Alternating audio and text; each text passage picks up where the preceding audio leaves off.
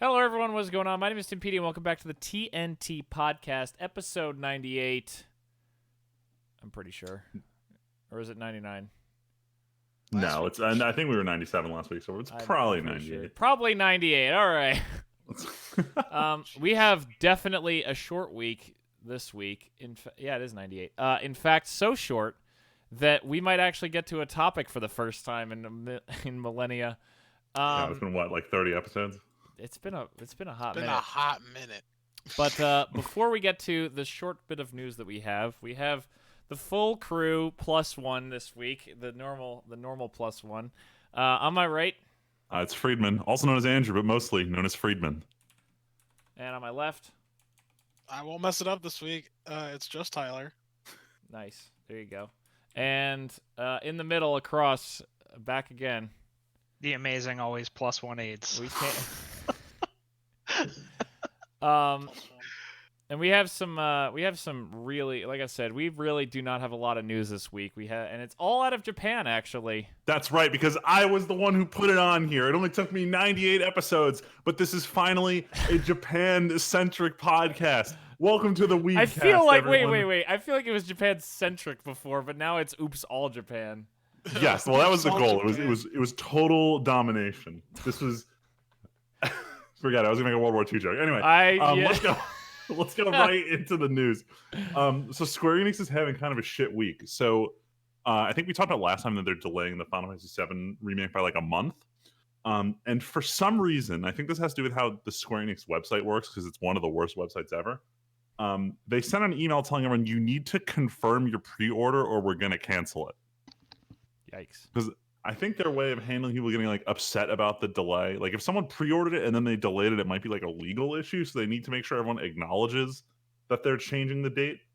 And if you don't acknowledge it, you technically don't have a pre-order anymore. And it's causing some controversy, but I think it's weird because anyone who hears about this news and cares about their pre-order is going to respond to the email. But people who don't know shouldn't be complaining about it on the internet because they don't know about it. So this is one of those like bullshit controversies that shouldn't be a thing. Yeah, that's the classic shot yourself in the foot with that one problem. Yeah, I think it's more people who don't care or complain. Like if you actually do care, like whatever, I just renewed my pre-order. Yeah, because like you still have like I think until the original launch date to confirm it. So you got a big window. Weird. I mean, look, you have to understand, Square Enix is a small indie game studio. No, I'm joking. No, their website's just ass. It's what it is. I don't know if it's a legal thing or just their site's bad, but I don't know why they would need to do this. But they gave everyone like 2.5 months notice. Freeman, you're bringing up a small indie studio. Don't worry. Our next studio is a small indie dev studio. Yeah, let me quickly get through Square Enix. I know. I just wanted to make a joke about that. I know. So the Kingdom Hearts 3 DLC came out this week. I would have played it, except What? A, I don't have time, but B, it costs $30. Literally half the cost of the game for a 5-hour DLC that the new story it adds is just improvements to the original like boss run at the end of Kingdom Hearts 3. Then they added like this. If anyone played Kingdom Hearts 2 Final Mix, they have this room where there's these things called data battles, where it's basically you can fight a harder version of all of the Organization 13 members from Kingdom Hearts 2, as well as the ones who weren't in the game who were killed in Chain of Memories. They added a similar thing in Kingdom Hearts 3 now. Apparently, it's like next to impossible unless you've maxed out Sora's level, which, fuck that. I'm not grinding in Kingdom Hearts 3 just to get to the point where the boss battles are like doable. That's a big nope. But they added a small epilogue section, including mostly cutscenes. But this thing is a straight up shot-for-shot remake of Final Fantasy Versus 13. Like, for good chunks of it. Wow, that's wild. So it's very clear that Nomura is very upset they didn't let him do his original vision of Final Fantasy Versus 13. And like he's just making it so fucking obvious by just changing the Kingdom Hearts 3 universe to incorporate some bastard version of Versus 13. I love it. Like that's the only thing that makes me want to play this. I might just do what I did with Dream Drop Distance, just watch the cutscenes on YouTube, because like as much as I hate the Kingdom Hearts 3 gameplay, I'm still a sucker for this Disney anime edgy Donald Duck shit that they have going on. Like I need to know what happens next. It's an addiction. So I want to know how Noctis beats up Sora in Shibuya with no one else there. I gotta know, but I don't want to pay $30. It does not feel like it's worth it. Is that what reviewers are saying? Like, this is not worth $30. Don't bother. I mean, most are saying it's just there's not a lot of content in this DLC. So yes, is what like the major responses. Yes, they are saying it's not worth $30. They did touch up some things in the base game. Like, if you haven't played Kingdom Hearts 3, I actually recommend buying this DLC before playing the game, because as part of the DLC, they went back and they touched up the CG using a lot of the cutscenes. And when you beat Kingdom Hearts 3, you can tell like they very clearly rendered the final cutscene before they did a lot of the game improvements, because everyone looks very different in the last couple cutscenes, and so they redid them. I don't know if it got just patched into the base game or it's like it's part of the DLC is the improved cutscenes, but the cutscenes look a lot better now. Like the originals look kind of shitty. So what you're saying is wait for don't tell Square Definitive Enix that's Edition if you haven't played 3 yet. Yeah, but it's probably not going to come out for a while. Well, also, I feel like anyone who was going to play 3 has already played 3. Yeah. You know, probably. No, those people, not including me, because fuck that game. Oh, but I almost forgot. Just because we're talking about paying Square Enix money for Kingdom Hearts, they announced this like the day after our podcast last week, so I forgot to put it on here. But they confirmed 2 new Kingdom Hearts titles are in development, and one is very close to release. And then like later in the week, they announced that the game that's close to release is 100% focused on the villain Xehanort, which makes no fucking sense because this game was supposed to be the, and I quote, exact quote from multiple interviews, the end of Xehanort's story.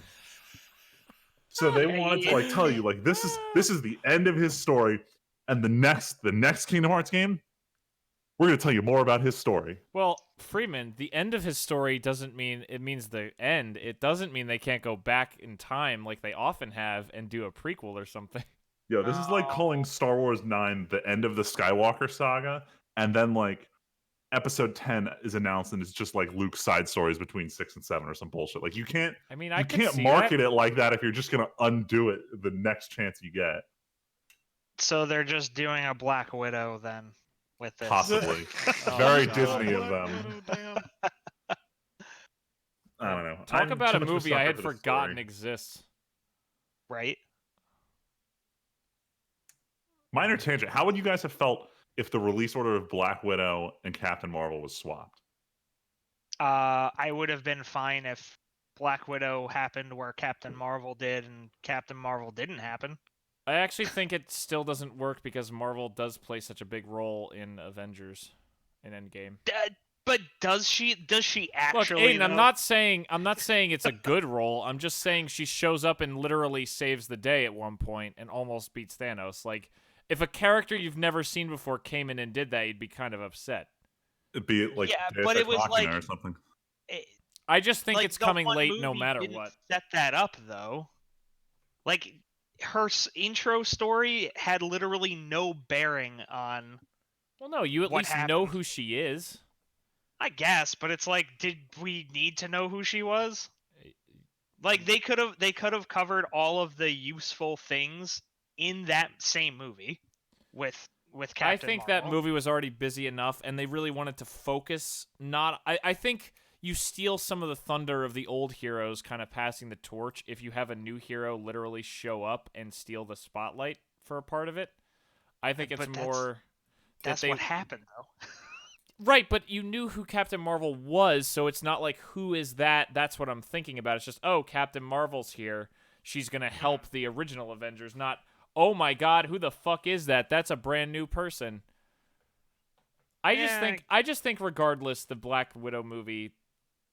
Yeah, I just think it's out of place happening now. I think this might be the first Marvel movie in a while that doesn't break records and sell like crazy. Yeah, I mean, honestly, Black Widow should have happened around like phase 1 or 2. I think it just should have happened between Infinity War and Endgame somehow. Yeah. Like, because Endgame starts with Black Widow going, "This is my family." Could you imagine if we had just seen the movie where it set up what she had before? That just adds more emotional impact to her being like, "This is my family. This is what I'm like. This is what I do."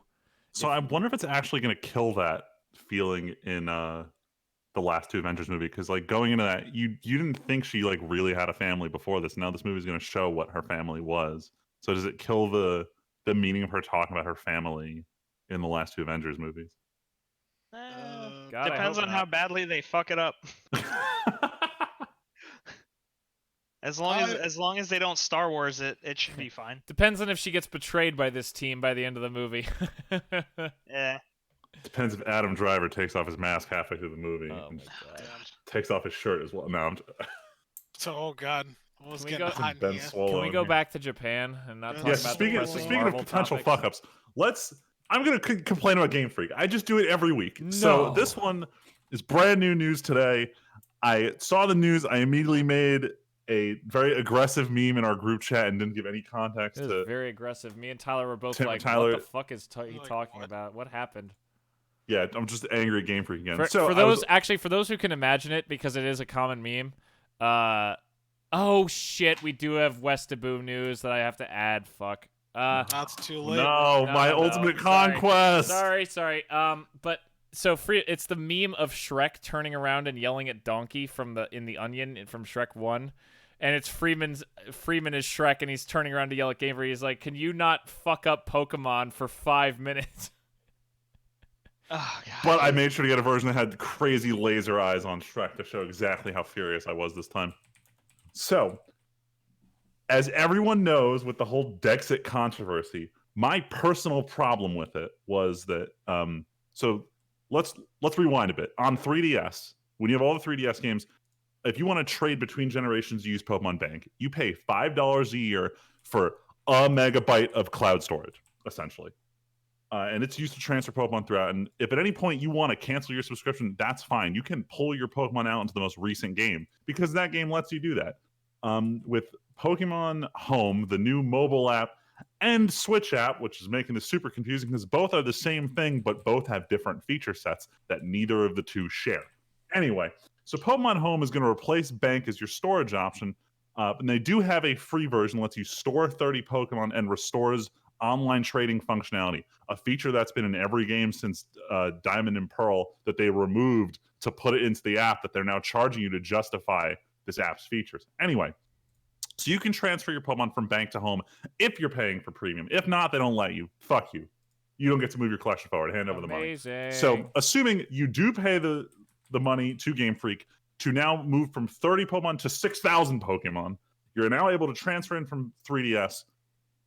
You still cannot transfer all Pokemon to Sword and Shield. If you want to cancel your subscription, great. Your Pokemon get deleted.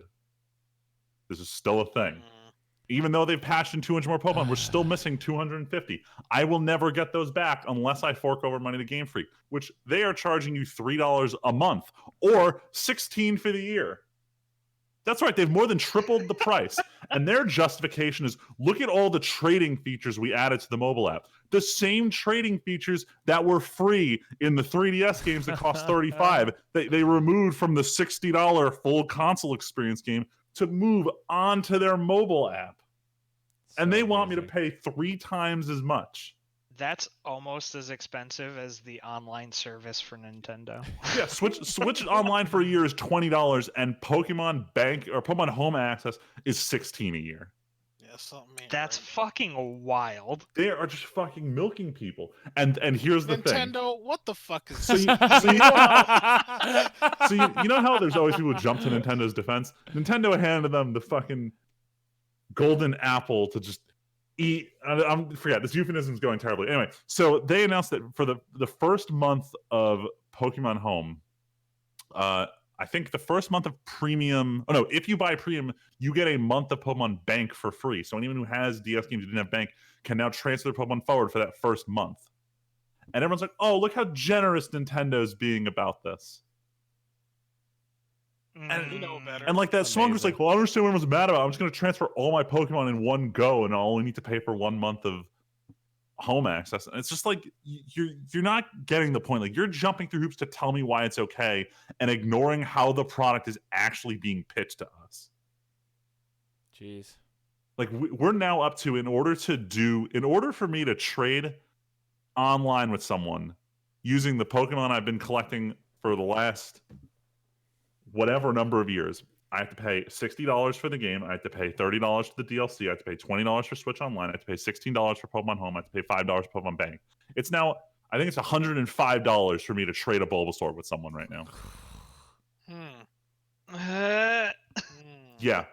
And if you actually want to catch them all, you need a copy of the other version and the other DLC. So slap on $90 more to actually catch them all. That's a yikes. So it sounds like we're all moving to Temtem, boys. Yeah, for real. So my brother's been talking a lot about Temtem. I'm probably gonna play it tomorrow. Oh, it's so fun! I love Temtem. I'm watching some videos of it. I love that it's 2-on-2 battles, and apparently the stamina mechanic is a really good balancer for some of the moves. Yes. Instead of having fucking like PP? a move with like, oh, it's 10 Oh, dude, PP PP and is deals like a the dumbest billion fucking damage. That was the dumbest fucking balancing mechanism in that game. Yeah, there are a lot of moves where you can only use them like once or twice before you'll start hurting yourself by using them. So Interesting. it is a very good balancing mechanism for a lot of the abilities. I've heard it's actually pretty hard.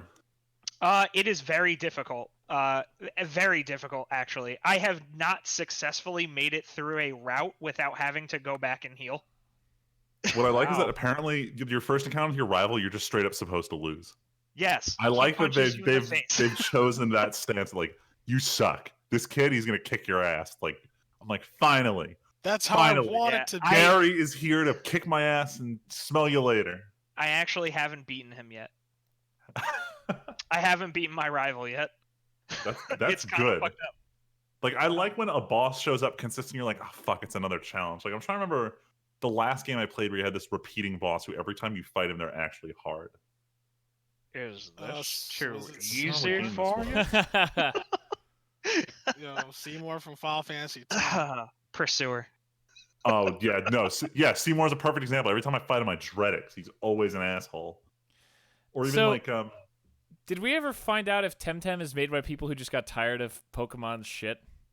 I you don't mean know. all of us? It's a company out of Madrid, so like, who knows? Because this game is actually just Pokemon. It's like a straight, like it's a rip. It's straight up just Pokemon. Like, I'm honestly shocked they haven't gotten sued. Well, I mean, honestly, it's really not Pokemon though. Like, aesthetically, no. Like, Aesthetically, from an intellectual like, property point, nothing is a direct copy. Like, I don't look at it and 10 times like, hey, that's just Pikachu with blue fur. Like, it's not like that, but it's just like the core gameplay and you have 3 starters and there's a rival and you're on Route 1. It's just like, this is very eerily similar. Those are all gameplay mechanics, though. No, that's not what he's saying. He's saying that, man, look how similar. Oh man, all the professors are fucking rocks, not trees. Come on, Aiden. Different. So different. He's Greek. He's not even named after a rock. So what's he named after then? It's just a Greek dude. His name's like Professor Gompadopoulos or something. What, I don't know. Gyro or something like that? Gompadopoulos.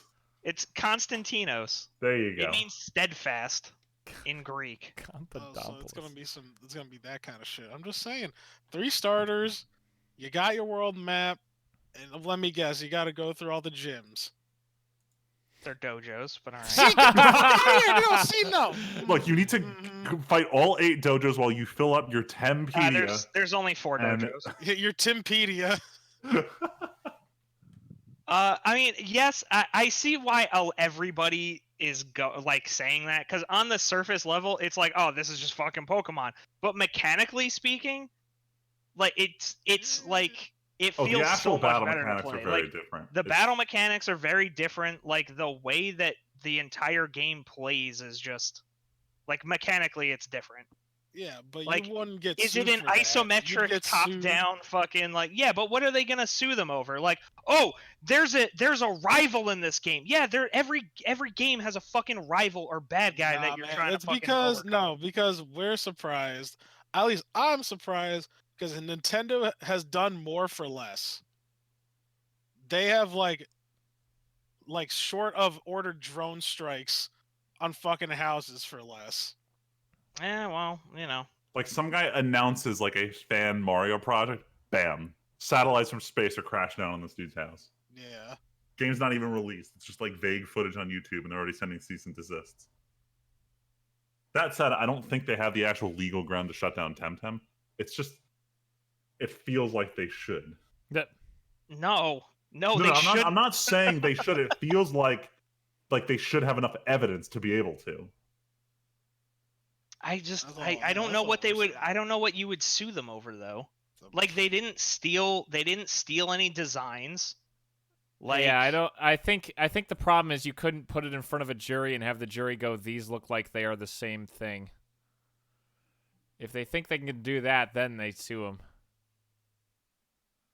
Yeah, no, Yeah. I'm just going off of what Nintendo's track record, and based on what the game already looks like. oh, I'm sure at some point they will try, but I don't think they have the legal grounds to do so. The game is like, I mean, honestly, Temtem is literally like years ahead of Pokemon mechanically. Like, this is what would happen if the series actually evolved and didn't just try to be the same game ever since Diamond and Pearl. Yeah. And it's like there's other games that have the same mechanics. Ni no Kuni has the same exact mechanics. Like Yeah, the but battle does Ni no mechanics. Kuni, does that start you off with the starter Temtem? Yes. You gotta fill out your Temtem decks. Yes. You gotta go to the 8 dojos. Look, Octopath Traveler did the same thing. They give you a starter hero who just can't be removed from your party, and they're definitively your starter. And then if you go to the 8 characters Right. to become an Octopath Traveler and fill out your Octo decks. No, I'm joking. Yep. Jesus. I don't know. I like that there's something similar. Like, no one's out here saying you can't make a platform because Mario is the platforming game. Yeah, but I mean that's what they would have to do to something like this. It's like you just because you have platforming in your game doesn't mean that every other game that has platforming in it is copying your game or is like stealing from you. Plus, there has also been like enough other like monster collector games that this is also like another genre. Like Pokemon's the big one that made it to the West, but like no one fucking remembers Monster Rancher, and that was the same kind of gameplay, just without like the battling aspect as significant. Fucking So. Digimon. But yeah, so there is also Digimon. another there is another Pokemon like on Kickstarter already called Kindred Fates. Wait, what? Kindred Fates? Kindred Fates. So Sounds like a Fire Emblem title. it seems like since Temtem got kind of hot, we might be seeing a lot more Pokemon likes. What was it called again? The monster Kindred Fates. Let's see if we can find this. Kindred Fates, an open world monster battling RPG. Amazing. Okay, There you go. that title card, that art style looks pretty Pokemon. At least Yeah. the characters. Like the actual background doesn't. It looks too nice, but So wow, they have a lot of stretch goals. Holy shit. I feel like we're going to start seeing a lot more of stuff like this because of the fuck up that just happened with Pokemon Sword and Shield. I don't know if I can ever pay attention to this. Fuck up that just happened. You mean the ongoing fuck ups that are just rolling out on a week to week basis? The ongoing fuck ups.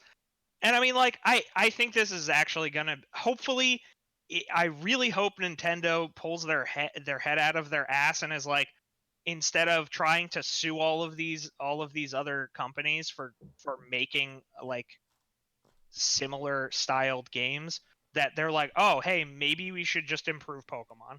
So here's my conspiracy theory before we move on, because we've been on this for a while. I don't think Nintendo has a controlling stake in the Pokemon company anymore.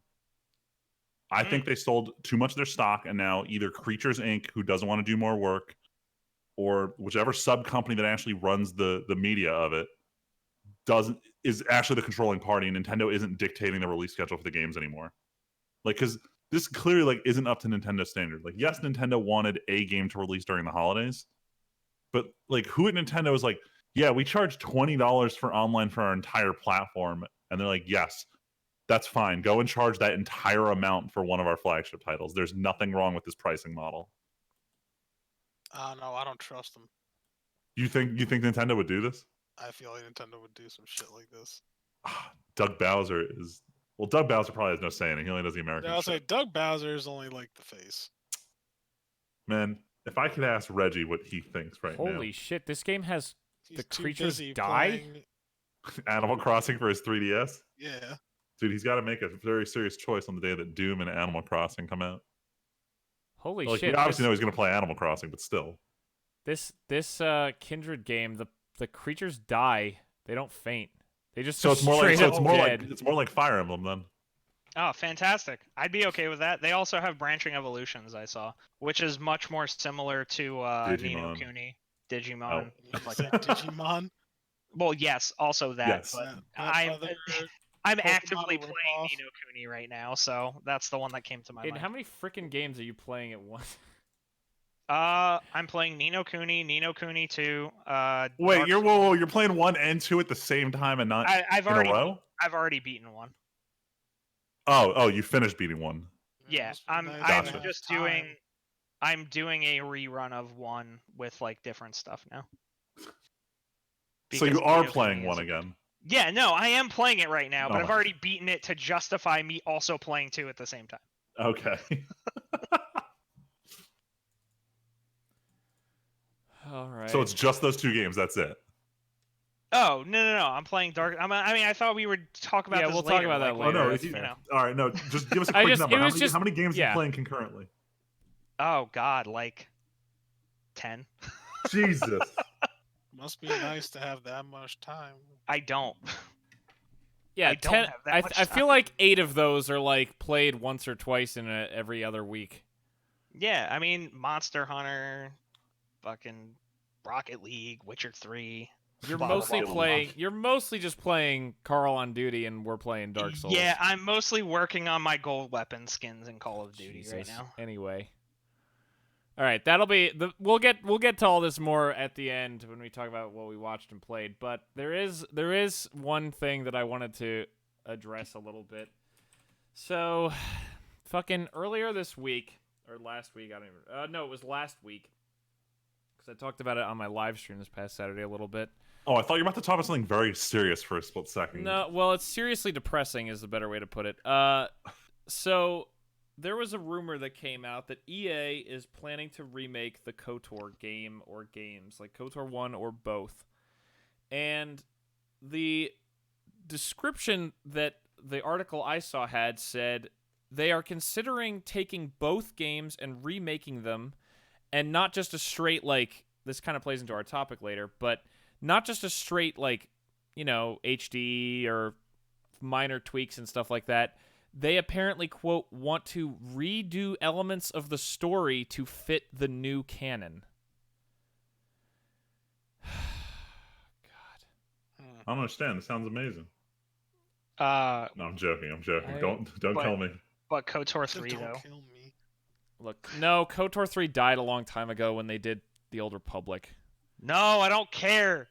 Aiden, I get KOTOR look, 3. do you think I care? Like, I paid for the fucking collector's edition and a year of that game, and I played it for about 3 weeks, and then I gave up because it was fucking boring. Like, but then I just remember the interviews where they're like, "This is KOTOR 3, 4, 5, 6, 7, 8. You don't need another KOTOR game that's good." No, Luigi said the MMO's okay, but like, Hold on, let's be real. so- here. Most MMOs are actually not that good.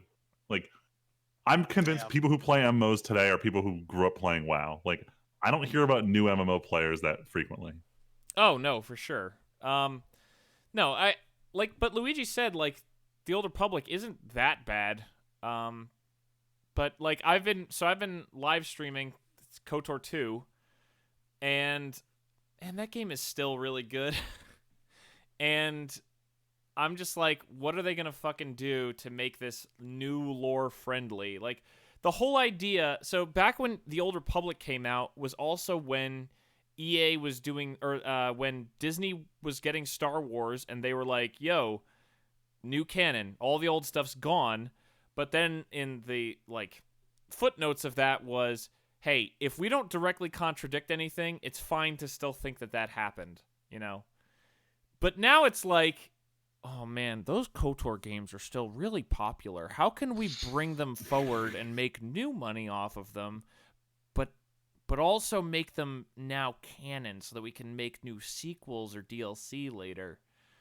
And the answer is tweak the story somehow. I just, like... I really... Like, I'll play this. If a remake comes out, obviously I'm going to play it.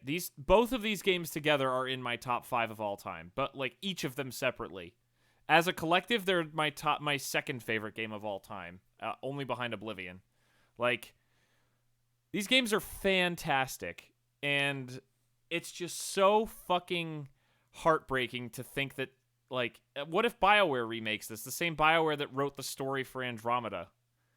So I really wish we had saved this topic till after the Weeb shit, because this would have been a perfect transition into the topic.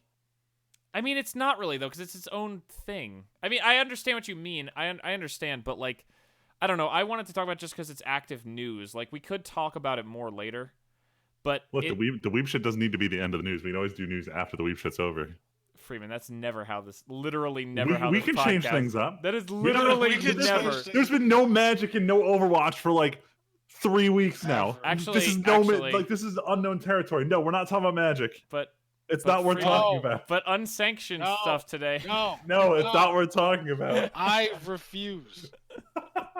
As the other T in this acronym, I refuse. As the +1, I also refuse. For Look, what's that? I just want to stop thinking about, like, just what? Just what? Say it. Look, there's been rumors floating around about KOTOR remakes for years. That's the long and short of it. Is that there's always been rumors that EA is going to remake KOTOR. Then there was the KOTOR movies are going to happen.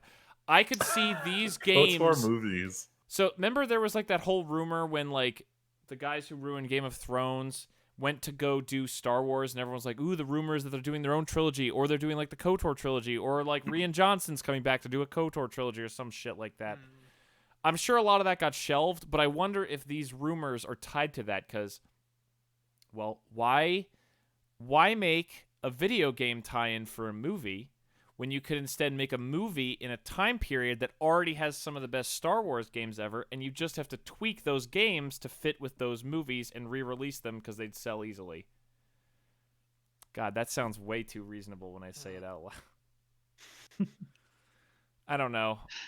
I just, like, these games are so good, and they run decently well on PC, especially if you get them on GOG. The Steam versions are good, and the Steam version of KOTOR 2 has workshop support, which includes the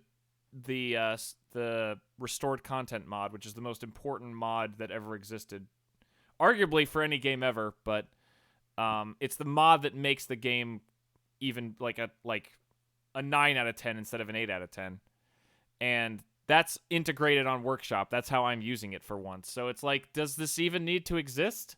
These games are still fantastic and easy to play for people. Like, they're on sale all the time. That's the problem. They're on sale all the time. Oh, so the EA because not EA wants money. Is EA even making money off of these? Like these are so old that I don't even know how the licensing works. I mean, they still probably own it, but the problem is when they sell it for like $5 on Steam sale, they're not pulling in big money. Like, anyone who wants it probably already has it. So they're making like, let's say like $500 on a sale. Freeman, let's put it this way: they've never made money off Star Wars licensing. games, considering the only games they've made are the fucking Battlefront games, and then they finally made Fallen Order. So finally, with Fallen Order, maybe they turned it around a little bit, but they weren't making money. Who actually? Now I'm curious. Who actually owns the rights to KOTOR? I mean, it could easily be EA. That would explain why they got Steam versions all these years later. Technically, LucasArts was the publisher, but I don't know who currently has it. It's irrelevant. Either way, I seriously think it probably is EA, especially if EA's thinking about remaking the games, they have to own the license. Yeah, when no. Allegedly when they sold LucasArts to Disney, they also sold all rights to Star Wars to Disney as well.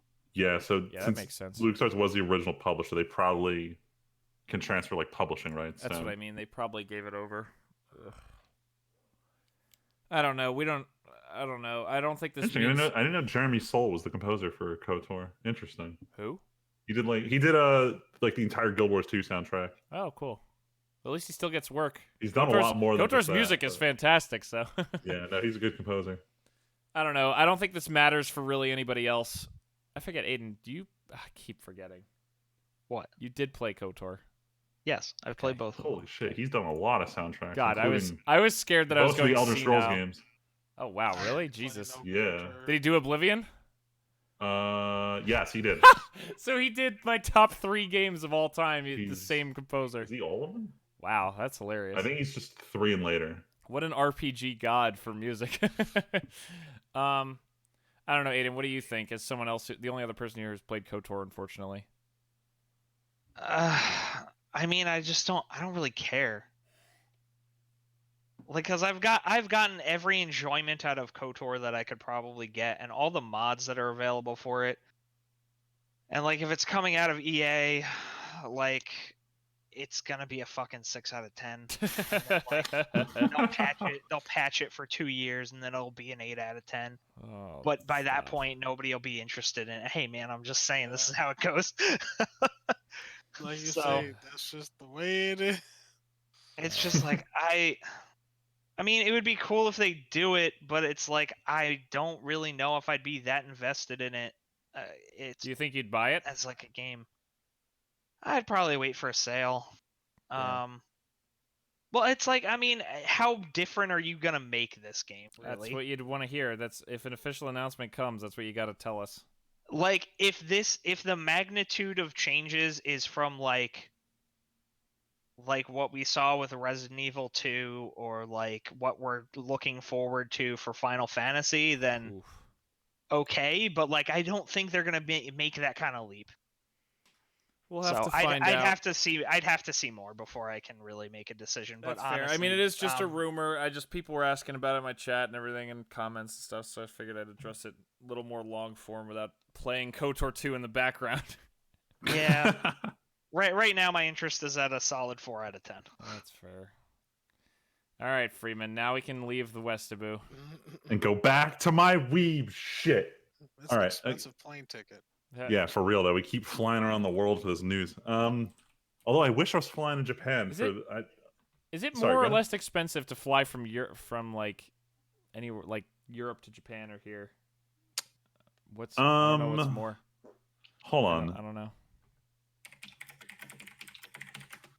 I'm just trying to figure out. So I- to fly from here to Tokyo, they're 14 hours ahead. So I'm assuming if you fly in the opposite direction from Europe, it's less time. Okay. I don't know. I was just curious. Yeah, Sorry. It's about the same. Weeb shit. depends on the jet stream. Anyway, so Weeb shit. So there's a big anime festival happening in Japan, which its name is escaping me right now. But a lot of different companies are pushing out announcements regarding what's going to be at that convention. And the big one is that this is the first kickoff presentation of Attack on Titan season 4. The final season of Attack on Titan, which we've known is going to happen. It's going to coincide with the end of the manga, and it sounds like it's still not being done by Studio Wit. They're going to show off the first details, so probably like principal art. They're going to announce the studio. They're probably going to have like the main 3 voice actors for like Eren, Armin, and Mikasa there to just announce some shit. We're definitely not getting a date, but the fact that we're acknowledging the existence of a sequel, unlike Attack on Titan season 2, where they said like season 2 coming and then no one said anything for 4 years. It's very refreshing to know they're actually talking about the sequel that's totally going to happen. Is it though? Yeah, it is. So I want to paint a picture for you. Let's rewind back to 2009. The head of Shonen Jump approaches the author of Fullmetal Alchemist Brotherhood and say like, "Hey, like roughly how much more did you have planned for this?" And she's like, "Well, I have like a year and a half left. Why?" And they're like, "Okay, cool. Why don't we do another anime and time out the endings?" So they worked really hard to get them to both end on the same week. And I have a creeping suspicion they're trying to do the same thing for Attack on Titan. Hmm. Which is why Studio Wit is out, because they're like, no, we're not committing ourselves to some weird ass schedule where we work around the author ending the show. We're out. And then their parent company, Production IG, is like, oh, hold up, whoa. We're not letting this IP walk away from us. We'll tackle it. So I'm willing to bet that's what's going on here. And if they manage to end them at the same time, that'd be phenomenal. All right. Phenomenal. That'd be phenomenal. But we also got an announcement from Shonen Jump that Tite Kubo, the author of Bleach, is poised to announce his brand new project at this expo. Oh. I'm very cautious about it because he's a great illustrator and he's great at character design, but he's not good at writing stories. So, like, I really hope that he would team up with someone like a writer who knows what they're doing, just let him draw characters in the cool way that he does. Like, take something like like Dr. Stone. It's a writer illustrator combo. Like, the writer's the one who knows about the science shit, and the illustrator just, you know, maybe used to draw hentai for a living. But still, That means nothing. it means absolutely nothing. But because these duo pairs work well together, and I hope that he like actually works in a duo and doesn't just like write something cool that lasts for like 10 chapters and then like not know where to take it and just start drawing them in weird clothing like he did with the second half of Bleach. Whoa. But we'll find out whenever that is. I'm pretty sure it's either end of February or early March. This thing's supposed to happen. So, you know, when it I happens, think it it'll was obviously March 21st is when yeah. this expo So when is. it happens, I'll obviously throw it in the Weeb shit, and you'll hear about it from me.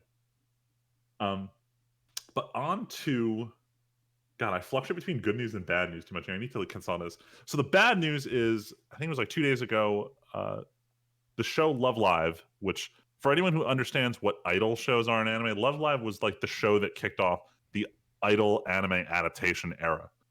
Love Live season 1 was licensed back when Funimation and Crunchyroll were like kind of partnered together. So Funimation was going to do a DVD release, but they really just wanted the sequel because it was way better. So I don't think they released the season 1. But season 1 was on Crunchyroll until a few days ago, and then it suddenly disappeared. And we're now entering this era of licensing nightmares because I think NIS America licensed the series to Crunchyroll and Funimation together, but Funimation didn't have streaming rights for it, so it was never on their platform even after their split. Crunchyroll has the rights to everything after season 1 still, but lost season 1. But the thing is, NIS America is owned by Sony, who owns Funimation. So in theory, it should be on Funimation exclusively, which means it'll also be on Hulu because that's how that works. But the weird thing is that it's now only available on Amazon Prime. So What the fuck? yeah, exactly. I'm Go ahead. imagining there's a large like, what's it called, spider web of things going on, like that Charlie from It's Always Sunny in Philadelphia, and you're just in Yes, Florida. that's exactly what it is. Mapping out how to watch fucking Love Live season 1 and 2 is like that scene from Always Sunny in Philadelphia. Jesus. Yeah. Hopefully Sony can figure out how to consolidate whatever they have on Funimation. They may be locked into some weird ass deals, and since Japan, no one talks about anything. Okay. So we'll never know where these shows are going, where they're coming from. This may be indicative that Crunchyroll's going to lose Toradora, which is sorry, what was it? Where'd you come from, Cotton Eye Joe? Oh my Oh, god. ha ha ha. So where'd you come from? This is really important. I'll see myself out. So Toradora is Please. like a 10 out of 10 anime, and I know Val and Luigi can both vouch for my opinion on this, but it's also part of that licensing company that may or may not just be tossing shit into the wind. So I don't know what Crunchyroll's going to lose really soon, but I hope it's not the good stuff. Because let's be real here, we can live without Love Live. I've seen Love Live. You can live without it. Damn. Okay. But I don't want to live in a world without Toradora. I've been living without a love life for a while. Oh. All right, that was the last one. That was the last one. Speaking of last one, let me just get to the last bullet point here because I'm the only one who cares about this. So there's a lot of shitty sports anime out there, and there's a lot of good sports anime out there. And Yaoi Pedal falls somewhere in the middle because it's very hype and exciting, but it's also incredibly stupid because you have to bend the rules to make a show about bicycling entertaining, including some bullshit superpowers that no one in the world should have. That said, Yaoi Pedal is absurdly popular in Japan. They are on their 20th stage play. I want to repeat that. They make unique storyline plays, live action about kids on bicycles, and they're on their 20th one because of how popular they are. This show had 4 unique anime seasons. I think it was like 120 episodes, and they just announced on Tuesday they're doing a live action movie for it. And then the next day, the manga comes out and says, wait, there's another special announcement next week. So naturally, I'm beyond hype for a continuation of where they left us off in this terrible cliffhanger from the last season 3 years ago. So hopefully we get another continuation of the show. And then I can continue low-key trying to recommend it to people, even though I probably shouldn't. The show is just okay. But if you need just like If you need adrenaline, hype, sport. It's not, but it's like it's good. It's just it's stupid. Like you have to turn your brain off. Listeners, if any of you have watched Prince of Tennis, you know what I'm talking about. It's a good show that just has a lot of really stupid moments, but the hype is very hype. So go watch Yao Pedal. And that's it for the Weeb shit. Yeah, this show looks kind of OD. I wouldn't call it OD. And now, returning It looks like less exciting Initial D on bikes. Okay, hold on. Damn, Hold on. So first of all, nothing will ever capture the excitement of Initial D, but yes, it does. Well, keep in mind you're biking uphill for a majority of these episodes, as opposed to like fucking drifting your heavy ass car at like 80 miles an hour on a dark mountain road. Like it's very different aesthetics, but you get like the racing. Like there's this whole mentality of someone who's chasing someone else. So like, yeah, if you like Initial D, you're probably gonna like some of the races in this show. All right. But it's a very different show. Do not watch this because Friedman said it's like Initial D. Damn. You're gonna be very disappointed if you go in like that. All right, fair enough. All right, and now for the first time in approximately a third of this podcast run, we're finally going to have a topic again. And Freeman already kind of brought it up. Before we get to this week's topic, we need a moment from our sponsors, Raid Shadow Legends. Don't No. even joke.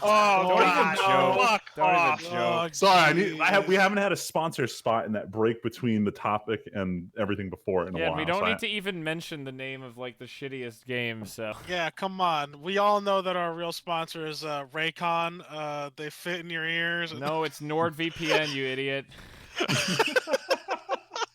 I'm sponsored by Tunnel Bear. Oh, I missed Tunnel Bear. Please give us money.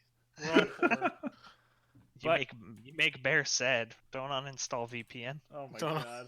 So we finally have a topic, and Freeman already kind of mentioned it, but we wanted to talk about remakes, and when is it actually justified to remake something? So basically, the antithesis of this KOTOR remake thing. Do you guys have any examples of times where remakes are actually really justified? So yeah, I actually have the same remake being both justified and not justified.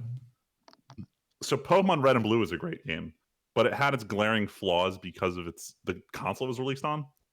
And they had an opportunity to update it to their modern design philosophy when they made Fire Red and Leaf Green. And that was a really good remake. It solved all the problems, and that game still holds up today. And then they made Let's Go Pikachu and Let's Go Eevee.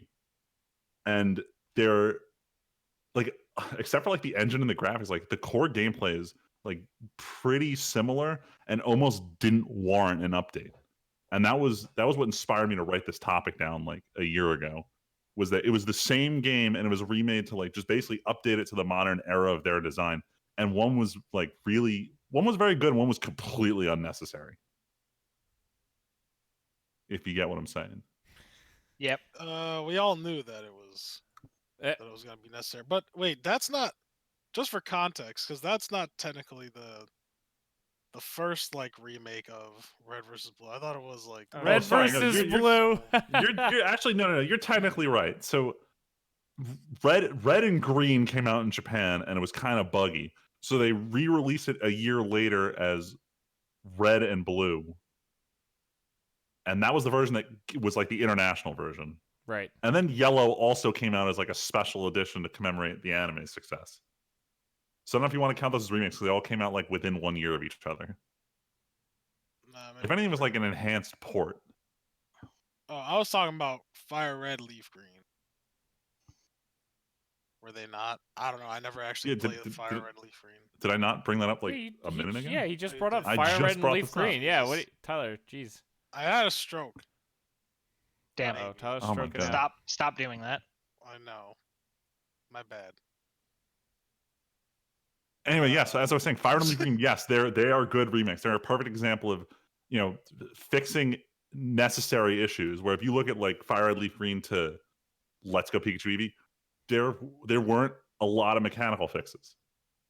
Like it was generally the same game with just better graphics. Really? Like if you ignore the idea that they replaced wild battles with the Pokemon Go catching mechanism, The rest of the game was exactly the same. Shit. Yeah, same Pokemon are everywhere. Same, except for they incorporated the physical special split they did in Gen 4. And reusable TMs they did in Gen 5. Outside of that, nothing was touched up Wait, on. what is physical? What? So, fun fact: anyone doesn't play Pokemon. So, before Gen 4, a So move. all I've played. So a move's type, like fire, water, electric, dragon, determine whether it was a physical or special move. So all water moves Oh, were yeah. special moves, and all actually no. All right, this is a good example. All dark moves and all water moves were special moves. So Pokemon like Gyarados, whose best moves are Waterfall and Crunch, but it has a shit special attack stat, were straight up bad Pokemon. After Gen 4, they split the moves based on whether they should be considered physical or special. So, like, the move Bite is physical, but the move, like, Hyper Beam is special, even though normal attacks were originally physical. So they split that so it all made more thematic sense. So that now way, Crunch and Waterfall are good on Gyarados. yeah, so now you could have a Water Pokemon who can be a physical attacker and not be forced to be a special attacker. And that was probably one of the best things they changed in Gen 4. So they incorporated that change. But I don't want to keep talking about Pokemon. Point is, there are times when a remake bring a game up to speed feels how to put it, groundbreaking. Bringing like the Game Boy Advance games up to speed wasn't that groundbreaking. Like a lot of people, when we got the Omega Ruby Alpha Sapphire remake, everyone was like, it feels exactly the same. Pretty much. Right. Like there were minor There's improvements here and there, but some games that like really break the mold. Like I'm not talking about Resident Evil 2 yet. What? So which game are you talking about? But that's Talking the about the first Resident Evil. Oh, the remake on GameCube. Yeah, which was pretty great. Yeah, that was. I remember seeing that at Ed's house way back in the day, and that game was wild. How much 'Cause I'll better tell it you was. The first trilogy of games, they were like for the time it was like good, but man, none of those honestly hold like they don't stand the test of time whatsoever. Like Oh no, they especially don't. the first one, the live action scenes. See, I hear that and the 2 still shitty- does, which is why people were so hyped about the 2 remake. Yeah, two was all right because it was consistent. I like the alligator scene. I think slightly better in the first one, even though the second one was good. But I think I got more startled in the original one More Stortle. because I was just like, "What the fuck is going on?" When the one in Resident Evil 2 it was more scripted. But regardless, they retconned a lot of things apparently in to make the story make more sense because spoiler in the original one, Chris or Jill could die, right, depending on the ending. And as you know, or some people know because of the recent games, both of them are still very much alive, and Jill was in the third game. So they retcon so they both live, or they can both live, and they made the gameplay a lot better. Everything looks smoother. It was just a much better game. And I think it played out pretty well because that was kind of like the basis for like where they wanted to go in the near future. I mean, Wait, hold on. This is the one remake that had the retcon. yes, What? or that I can remember. What? Why am I struggling to speak English now? What game was the last one to come out when they remade 1? Was 4 already out, or was it before 4? No, It was before 4. It's a lot of Yes. 4s. But that I even retcon remember. mattered for It all the retcon games that mattered for, after, right?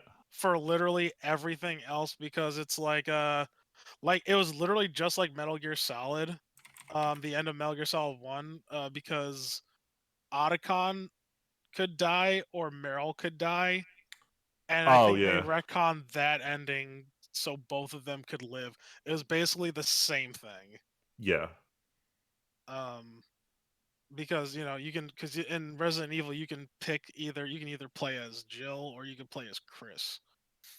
And we both And show up in 5. Yes, in fact they both show up in 5, but that was the next time that they showed up together. Like Jill got her own game in 3, and Chris showed up again in Resident Evil Code Veronica, which was a mainline story that didn't get its own number. Yeah, that Veronica should have been 4. Veronica should have been 4, and Resident Evil 4 should have been Resident Evil: The Tales of Leon Kennedy or whatever. Leon S. Kennedy. Isn't Yeah. 4 terrible though? Or not 4. 4. No. Whoa, Code. whoa, Code. whoa. Code. Them Code. Code. fighting Code. Code. words. Code. No, Code. Code Code. Veronica Whoa. was a very, very good game. Really? Yeah, no, I Okay. liked it. It was really difficult.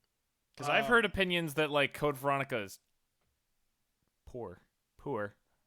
I would say it's pretty good. It's got some like difficult parts in it. The story's kind of weird, but I arguably think that it's like still one of the better stories compared to like the rest of the franchise. Dude, come on. 5 ends with a volcano fight. That's the No. best. Yeah, and Chris Redfield no. punches the boulder. I'm acutely aware of how that game is played out. I mean, that's the and only how it Resident Evil ends. I ever beat by playing it. So like, Which, that's the one I know small the best. tangent. I don't understand how like literally the last line of 5 is like, yo, I got a lot of hope. Pretty much like Chris is like, yo, everything's gonna be all right. And then the start of 6, he's like drinking in a bar and he's like, fuck you, everything's terrible. I want to die. I mean, And it's how like, appropriate, because it sounds like 6 is trash from every it's account. Eh, 6 is straight pretty gutter bad. trash. I hated it. But actually this is kind of plays into our theme, right? I mean, we're kind of skipping 2 here, but that's almost a game that that is a game that pretty much did get an overhaul, right? I mean, You're with talking about 7. the 2 remake. But even before the 2 remake, how they just decided to completely go Oh, you're talking about the direction. series in general, like how The 7 is series. kind of a restart on the Resident Evil formula. Yeah. Yeah, they went back to the Resident Evil formula. Yeah, because of 7 old. is the most Resident Evil 1 game in a long time. It's the most. So I would argue that this is the most like horror focused game that they've had out of all of them. Because Including 1? yes, Wow. sure. because even all of them. So the thing with Resident Evil games too, I know we're going off a little bit on these. No, it's Actually, a fine. huge lot. Like this is just supposed to be like what determines a remake, but they all just Resident Evil games, It's a complicated scenario Like that we each gotta series has discuss. justifications for their remake. So they go ahead. do. And one of the things was, and this is its justification. Every single game, they descended into an action game because like one thing after another, it's like, okay, I got a pistol with like 15 rounds in it. Better make it last. Oh shit, I got a shotgun. I only got like 4 shells of these. Let's better make this last. By the end of the game, it's like, yo, I got this 357 Magnum, and I'm saving up for like, I got like 20 rounds in this bitch. I got like the upgraded shotgun, and every Resident Evil game ends with you blowing up the last boss. To be in fair, some way, 7 shape, or does end form. that way also. Yes, they all Yeah. do. Okay, I thought you were gonna Everybody's say all- like I thought you were trying to say like except 7 because 7 doesn't end like with No, an action sequence. That one kept the trope. Yeah, pretty much. I mean, every game has its Ex Machina rocket launcher. Yeah, and where 4 is literally an Ex Machina launcher, but they at least explain where the Ex Machina came from. Yeah. But yeah, like so, and that's a good example. Like Capcom has done that with Resident Evil, trying to make it a little bit more scary, like objectively scary, not campy scary, which it mostly is because it makes fun of a lot of stuff. Even 4 people like, oh, like it's a creepy game, like it's this, that, or the other. But like you could tell, like a lot of the plot, like it really makes fun of itself at the same time in being like a very cheesy, almost like ridiculous set piece. I mean, of 4 starts itself. with Leon walking into town and going, "Where'd everybody go?" Bingo. Like it's just it's silly. Like the whole set piece is silly. Like you really can't take it that seriously. And you know, even in 5, like they're definitely trying to go the more serious like tone in 5, and it was just fucking ridiculous. And I'm just thinking about it.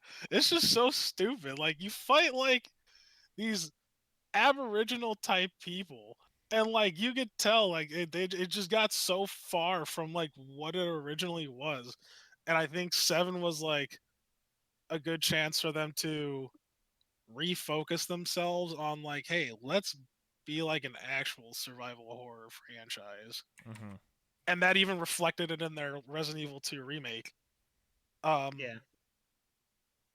and I don't know if you guys want to talk about because I know Tim and Aiden, you guys played Devil May Cry, Yes, sir. still No, I being on didn't. Capcom. How'd you guys feel about when they I- tried to completely reboot Oh, the you're talking about franchise? DMC Stupid. Devil May Cry, not Yes, not Yeah. 5. DMC. Yeah, I did Yeah, play no. that fucking game. Bad.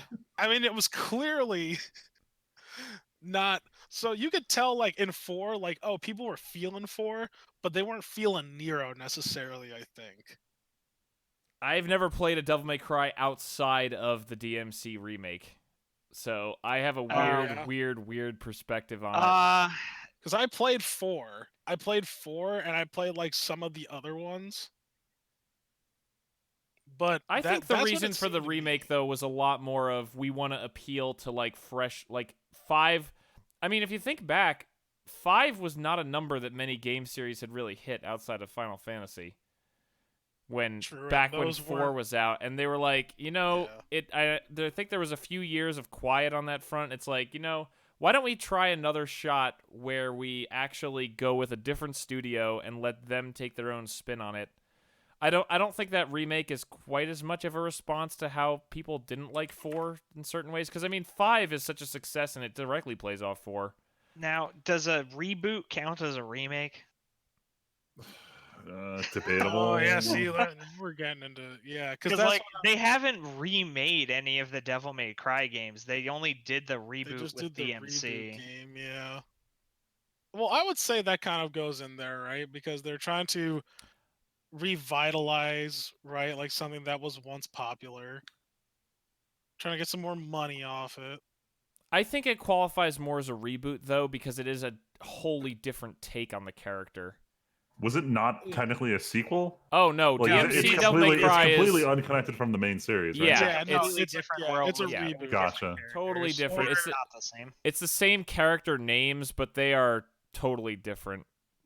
Like Yeah, it it's didn't it's- really take off. it's Devil May Cry crawling in my skin instead of just over the top. It was Devil May Cry Spider-Man 3. Like the scene of Dante in 5 dancing around to like Michael Jackson with the hat on, that would never have happened in DMC. Yeah, they tried to go a little too edgy because like that DMC Dante is like Isn't he called Oh, Dante? my edgelord. His name is my Dante? black- No. His my name is black Dante, but Don't- like motivator, my- people who like DMC call him Dante because he's Yeah. like a fake alternate Dante. Like Damn. it was just like he was just like a mopey emo bitch, as opposed to the original Dante was just like a cool collected dude. Like, oh, you're attacking me? Let me put my feet up on my desk. Like, it's like Yo, he just didn't the- give a fuck. the opening scene to Devil May Cry 3 where he's like in his little shop and he does like the cool flips and shit, like while he just doesn't give a shit and Oh he like yeah, that walks animated outside. scene, yeah. The whole town is, or the whole city is like in sunders, and like the big thing is like, well, time to kill some fucking demons, and I'm like, yo, this is Dante. Like he's just Like- super cool. He's got the Dio vibe of like, oh, are you approaching me? Yeah, Kinda thing the going on. swagger, the Like, confidence. I will say that's then also what he makes gets- Virgil so cool, because Virgil's just a more stoic, like dickhead version of him who matches him in power. yes, I also like Virgil. See, this is what I'm talking about. Like this is the thing that Capcom did that I thought was interesting, how it kind of plays back to refocusing. And I want to throw Doom into this too, because they did the same thing. Where their franchises went off in a completely different direction, and to the point where like they lost focus, and then they're like, yo, everybody liked the original.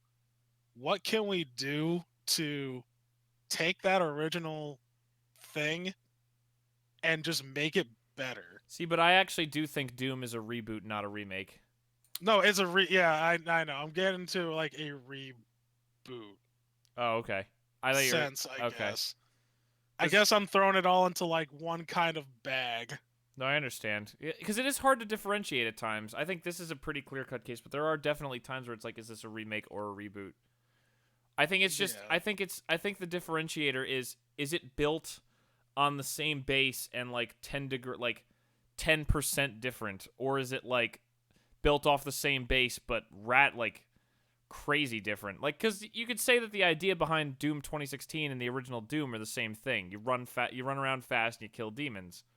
Yeah, conceptually, Yeah. conceptually at the core they are the same, but it's like But it just like one a is remake. I would feel would be like, oh, story it's and just everything. it's the same. It's the same as OG Doom. It's I'd just, almost hey, say we that have Brutal 4K Doom is more of a textures and, like, remake.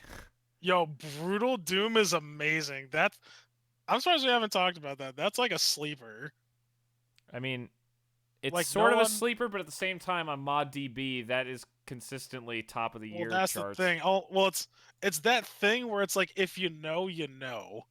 If you know, you know. Like it's one of the for real. The only people who was it? What's the quote from Pirates?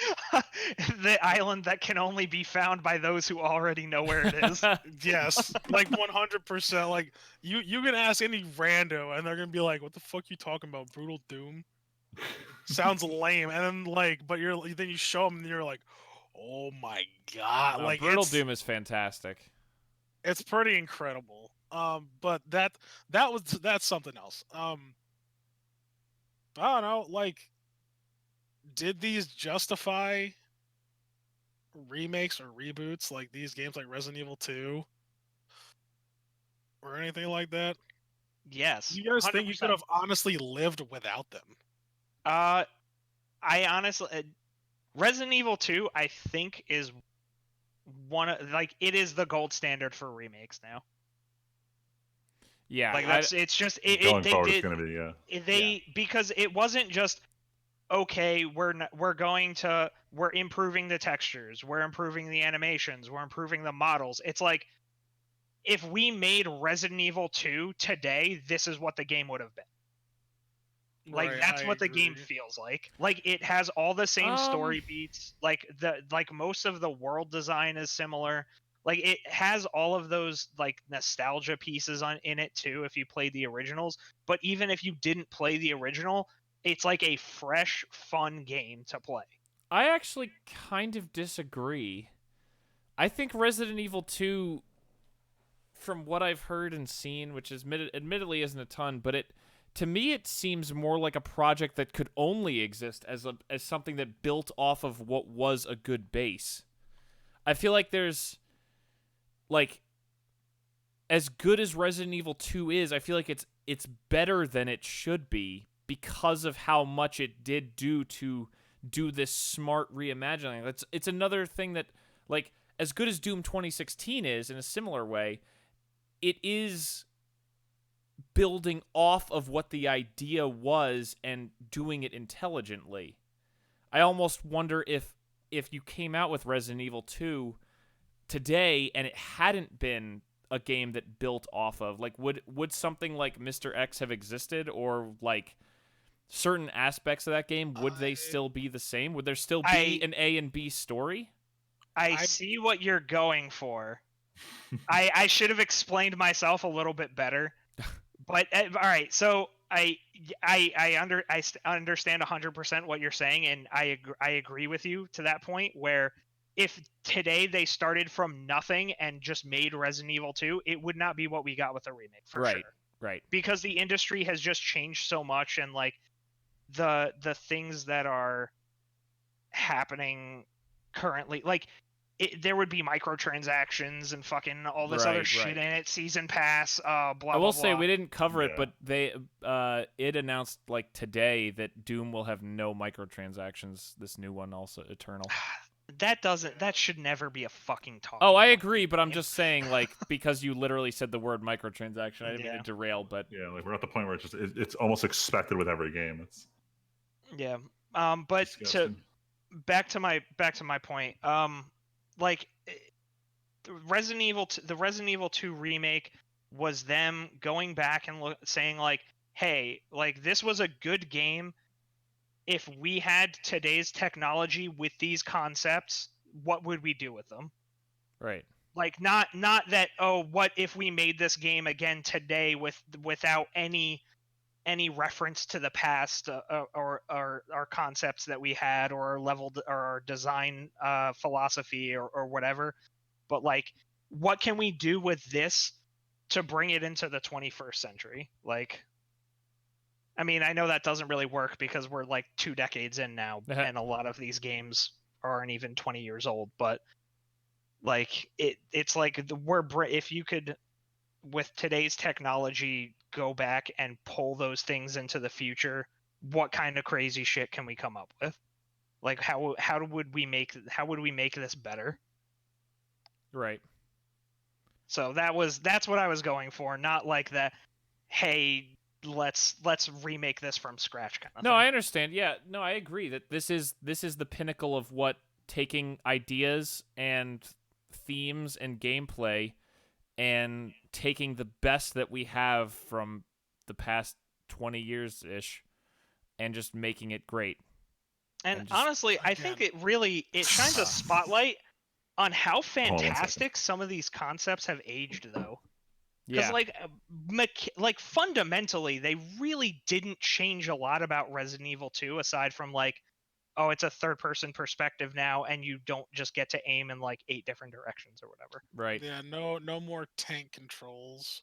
Yeah, but 'Cause like tank controls are otherwise, actually dead.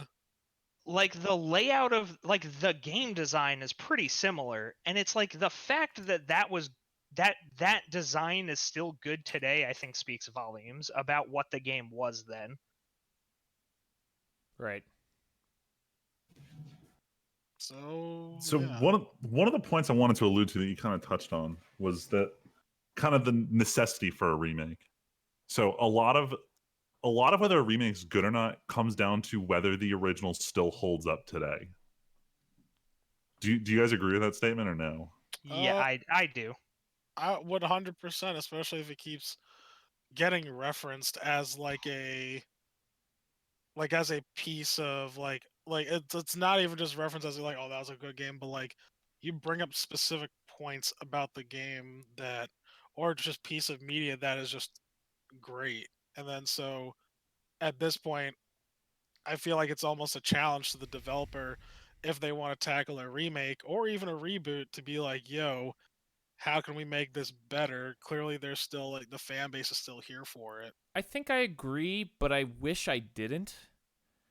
I hear that. Because I think it would be fascinating to pull some of these failed projects in history and pull out what was interesting. Because even the worst project probably has something interesting buried in it. Like, obviously, there's, some stuff that's just total shit. There's always Bubsy. No, I know. Bubsy. But like, there are games out there that had like really smart ideas behind them and kind of flubbed the delivery and everything like that. Like, there's how many stories of crazy rushed terrible games out there that had really interesting ideas behind them, but they got lost in the shuffle. It's because they don't, like, people aren't familiar with them and they won't print money. But that's what I mean. That's why I wish I didn't agree. Like, as much as and I'm not saying this is a set example, but imagine if Mass Effect Andromeda had a really good story, but no one played it because of the technical stuff that was such a meme and really did hurt it beforehand. And obviously there is still lots of problems with that game. Like, lots of people said the gameplay and the writing and everything. But could you imagine a world where in 5 years BioWare went, we're going to try to tackle Mass Effect Andromeda again, and people didn't hate that idea because they were like, okay, the few people who did play it did enjoy the story and they pushed through everything, but we don't really have something like that. Like, I can't, like, what's a game from like the Xbox 360 or around their era that didn't really get a shot but had a cool idea? Sonic 06. Get the fuck out of here. No, he's 100% right. Imagine, like, that game's story wasn't the worst. It was basically Sonic Adventure 3, but mechanically that game was ass. Like, imagine if they just went and made the gameplay not bad. No one would All right, I'm not gonna finish the sentence. Less people would bitch about the game. Well, no, but that's a fair example. There's something Sonic good to work off of. Sonic has a fan base, and like, it's if they like. I'm still waiting for my good 3D Sonic game. The last good one was Sonic Adventure Battle 2. So it's Excuse me, like, you don't think Shadow the Hedgehog was a legitimately fun game? I mean, Like, I despite the legitimately didn't edginess. think it was a fun game. Oh, it I was. I didn't really feel it, man. Not feeling it. But like, did. I mean, it's not a controversial take. I'm not going to dispute you on this in the slightest. Yeah, okay. I just didn't think it was. No, like I'm completely serious. Most people didn't like Shadow Yeah, the no. Hedgehog, so I'm not surprised. I was, but that's another one. I would have liked that game to be good, but it wasn't. No, it wasn't. Man, It it wasn't a reminds me good of game. Dirge of Cerberus. Oh boy, that's How that game really wasn't that good either. In retrospect, I beat it. oh I couldn't. It wasn't. I remember good. starting it not liking it and immediately just putting it down. I don't blame you. And my whole thing was, how can they make a full-fledged game off of a secret character? Oh yeah, where you can just go through the whole campaign and not know this dude exists, and he gets his own spin-off game. Yeah, it's because he's so edgy and so cool. We want to milk money off of Final Fantasy VII because that horse isn't dead yet. Though apparently the horse ain't. The horse is dead. No, the horse has been dead. I No, mean, what do you mean it's dead? They're remaking it now.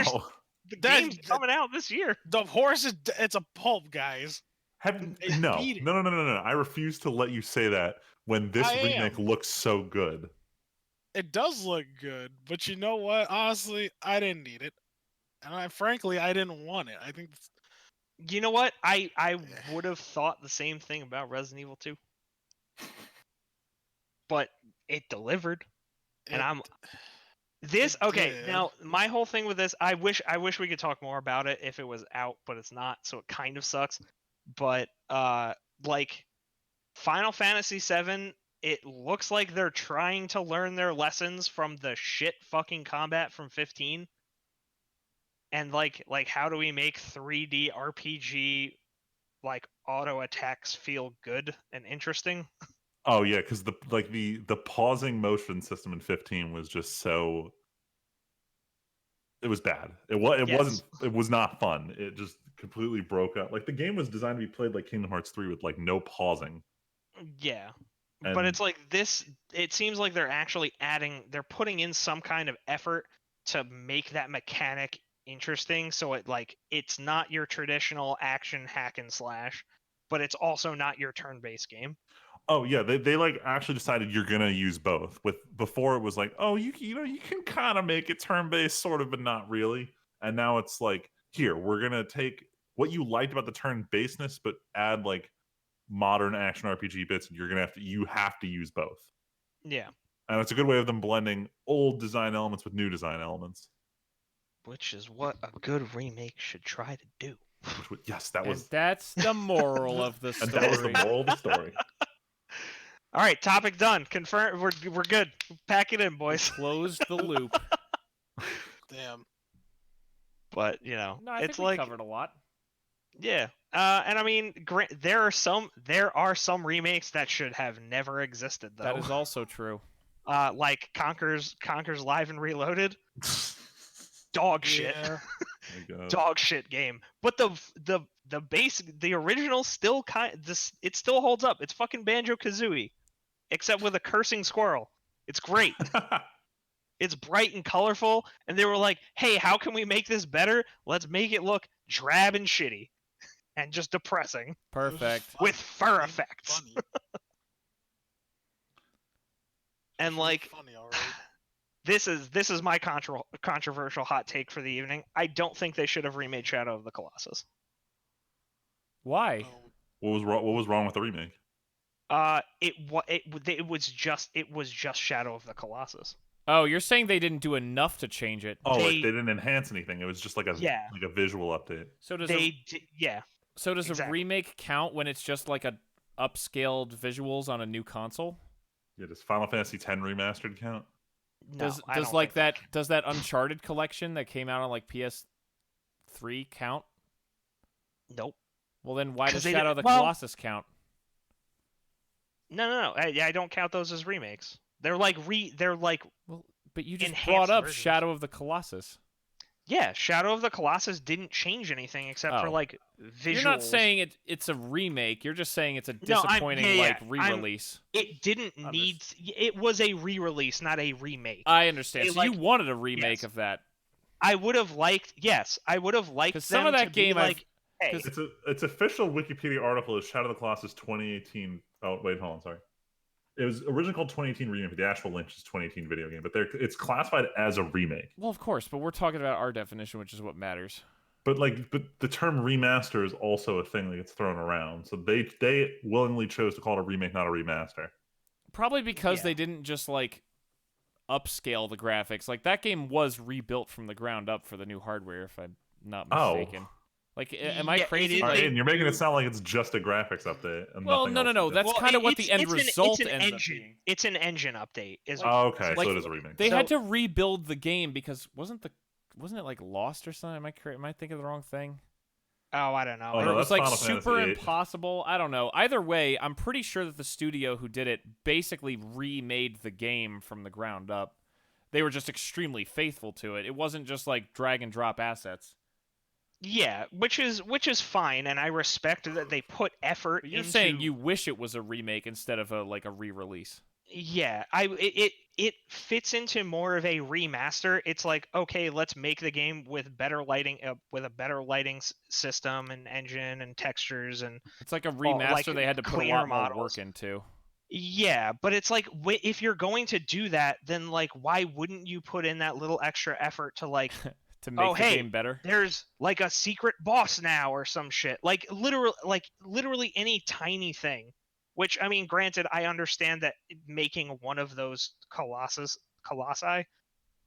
it's like a lot of effort because the systems in that game are like specifically designed around like that whole puzzle boss platforming thing. Well, I was also gonna say, like, from what I've heard, some of the things in that game are like frustrating past the point of being a challenge and just aggravating. Like some of those bosses seem poor.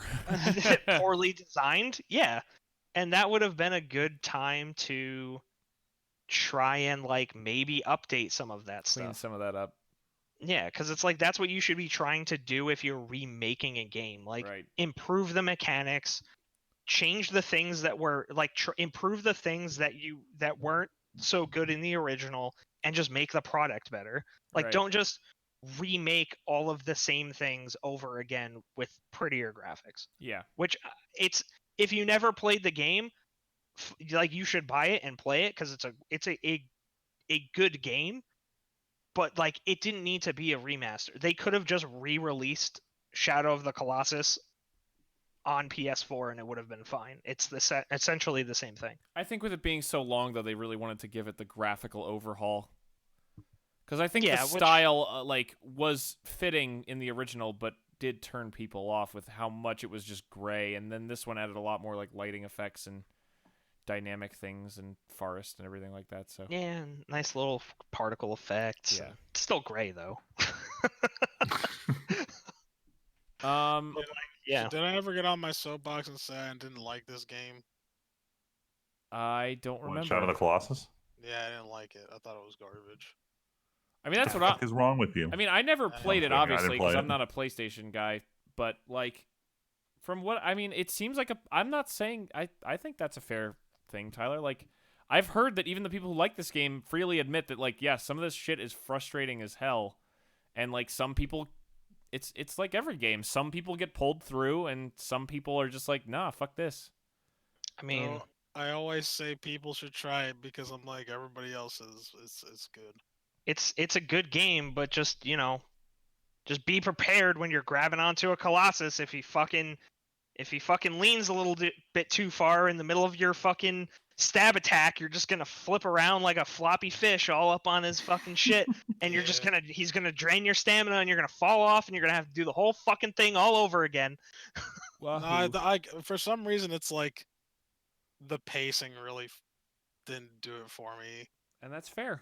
and the structure, and I was like, yeah, whatever. Like this, it's just not for me. You know, Tyler, it's funny because I shared that interview with Hugo Martin, the game director on Doom Eternal, and he was like the creative director on Doom 2016. And I rewatched an old interview from him because he just seems like a fantastic guy. But he always talks about how like some art and creative things just aren't for certain people. Some people get it, and some like he in his old interview.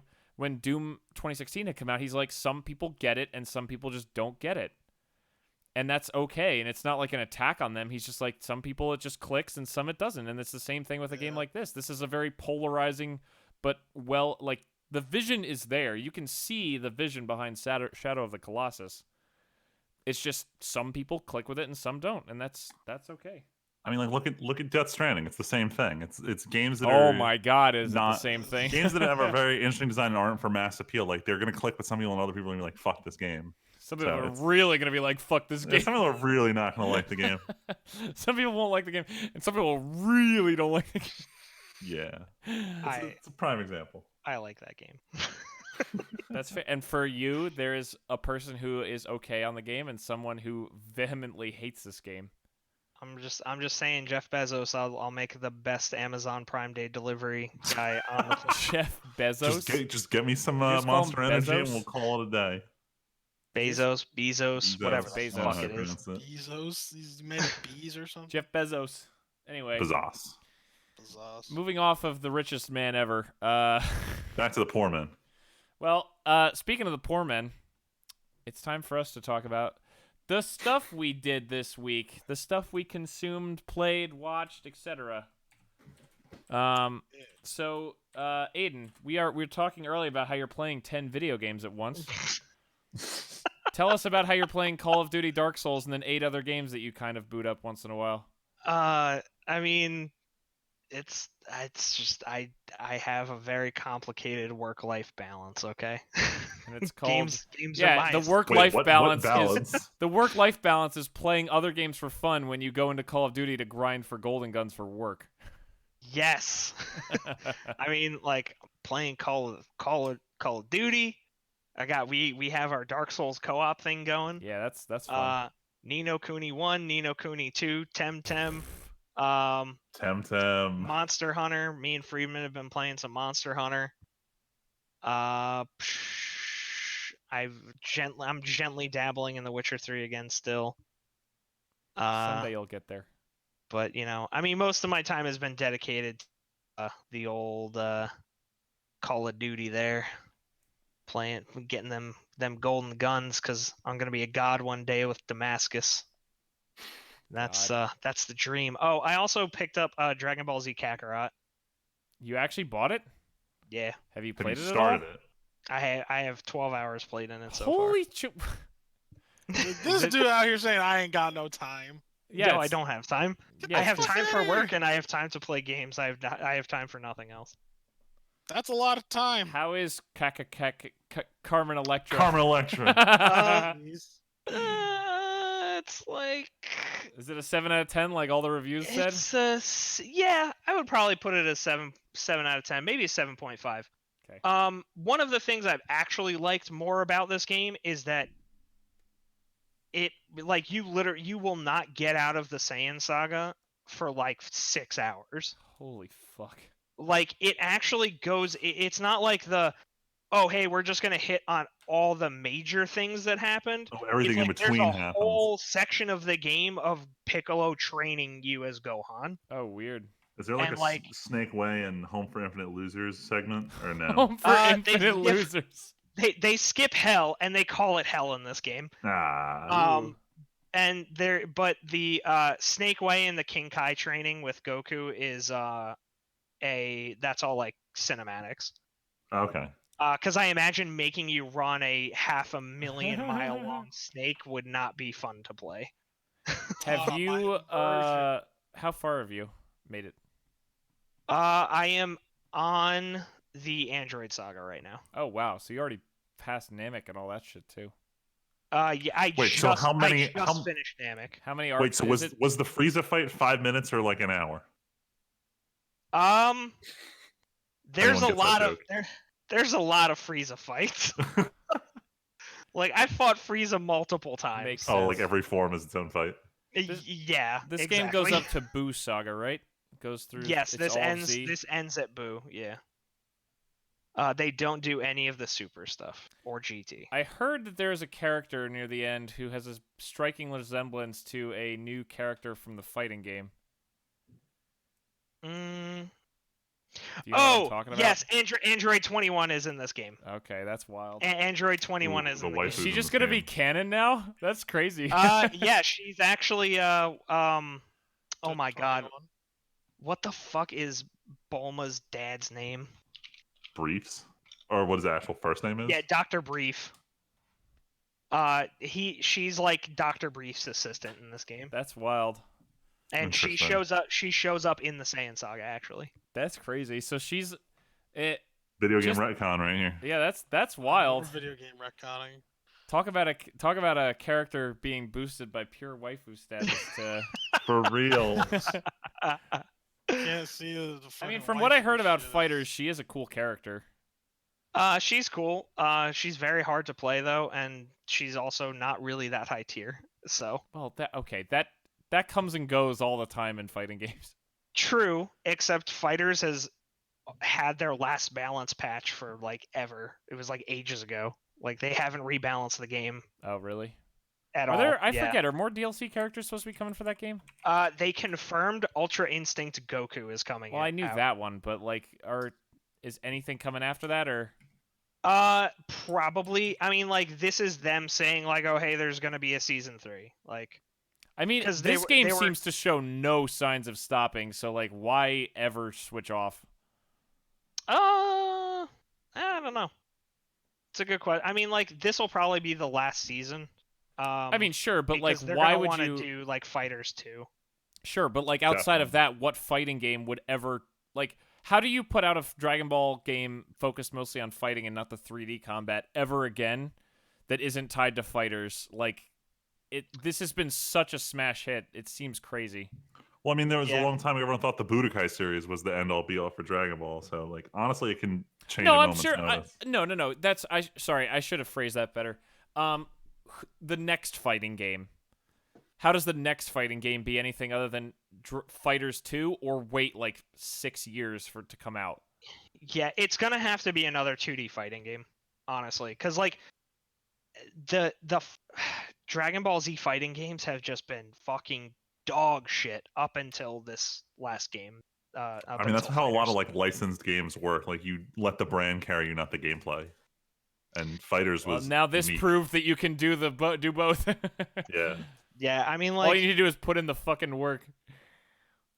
Fighters, they're gonna have to stick to the formula because I just don't see them going back to the 3D, like 3-dimensional space flying bullshit that they had going on with like Xenoverse 2, Raging Blast, and Well, all Oh, that. like the Tenkaichi series had that too. Isn't Yeah, that kind It of was kind of Tenkaichi. awkward. Isn't that kind of what Kakarot is? Yeah, but Kakarot's also not a PvP game. Oh, Yeah, it So, does like- not have Single multiplayer. player. I didn't know that. No, there's no multiplayer in Kakarot at all, Oh. which I thank God they didn't do that because now they don't have to balance anything. So when I Oh. Kamehameha blast the Cyberman, it just evaporates.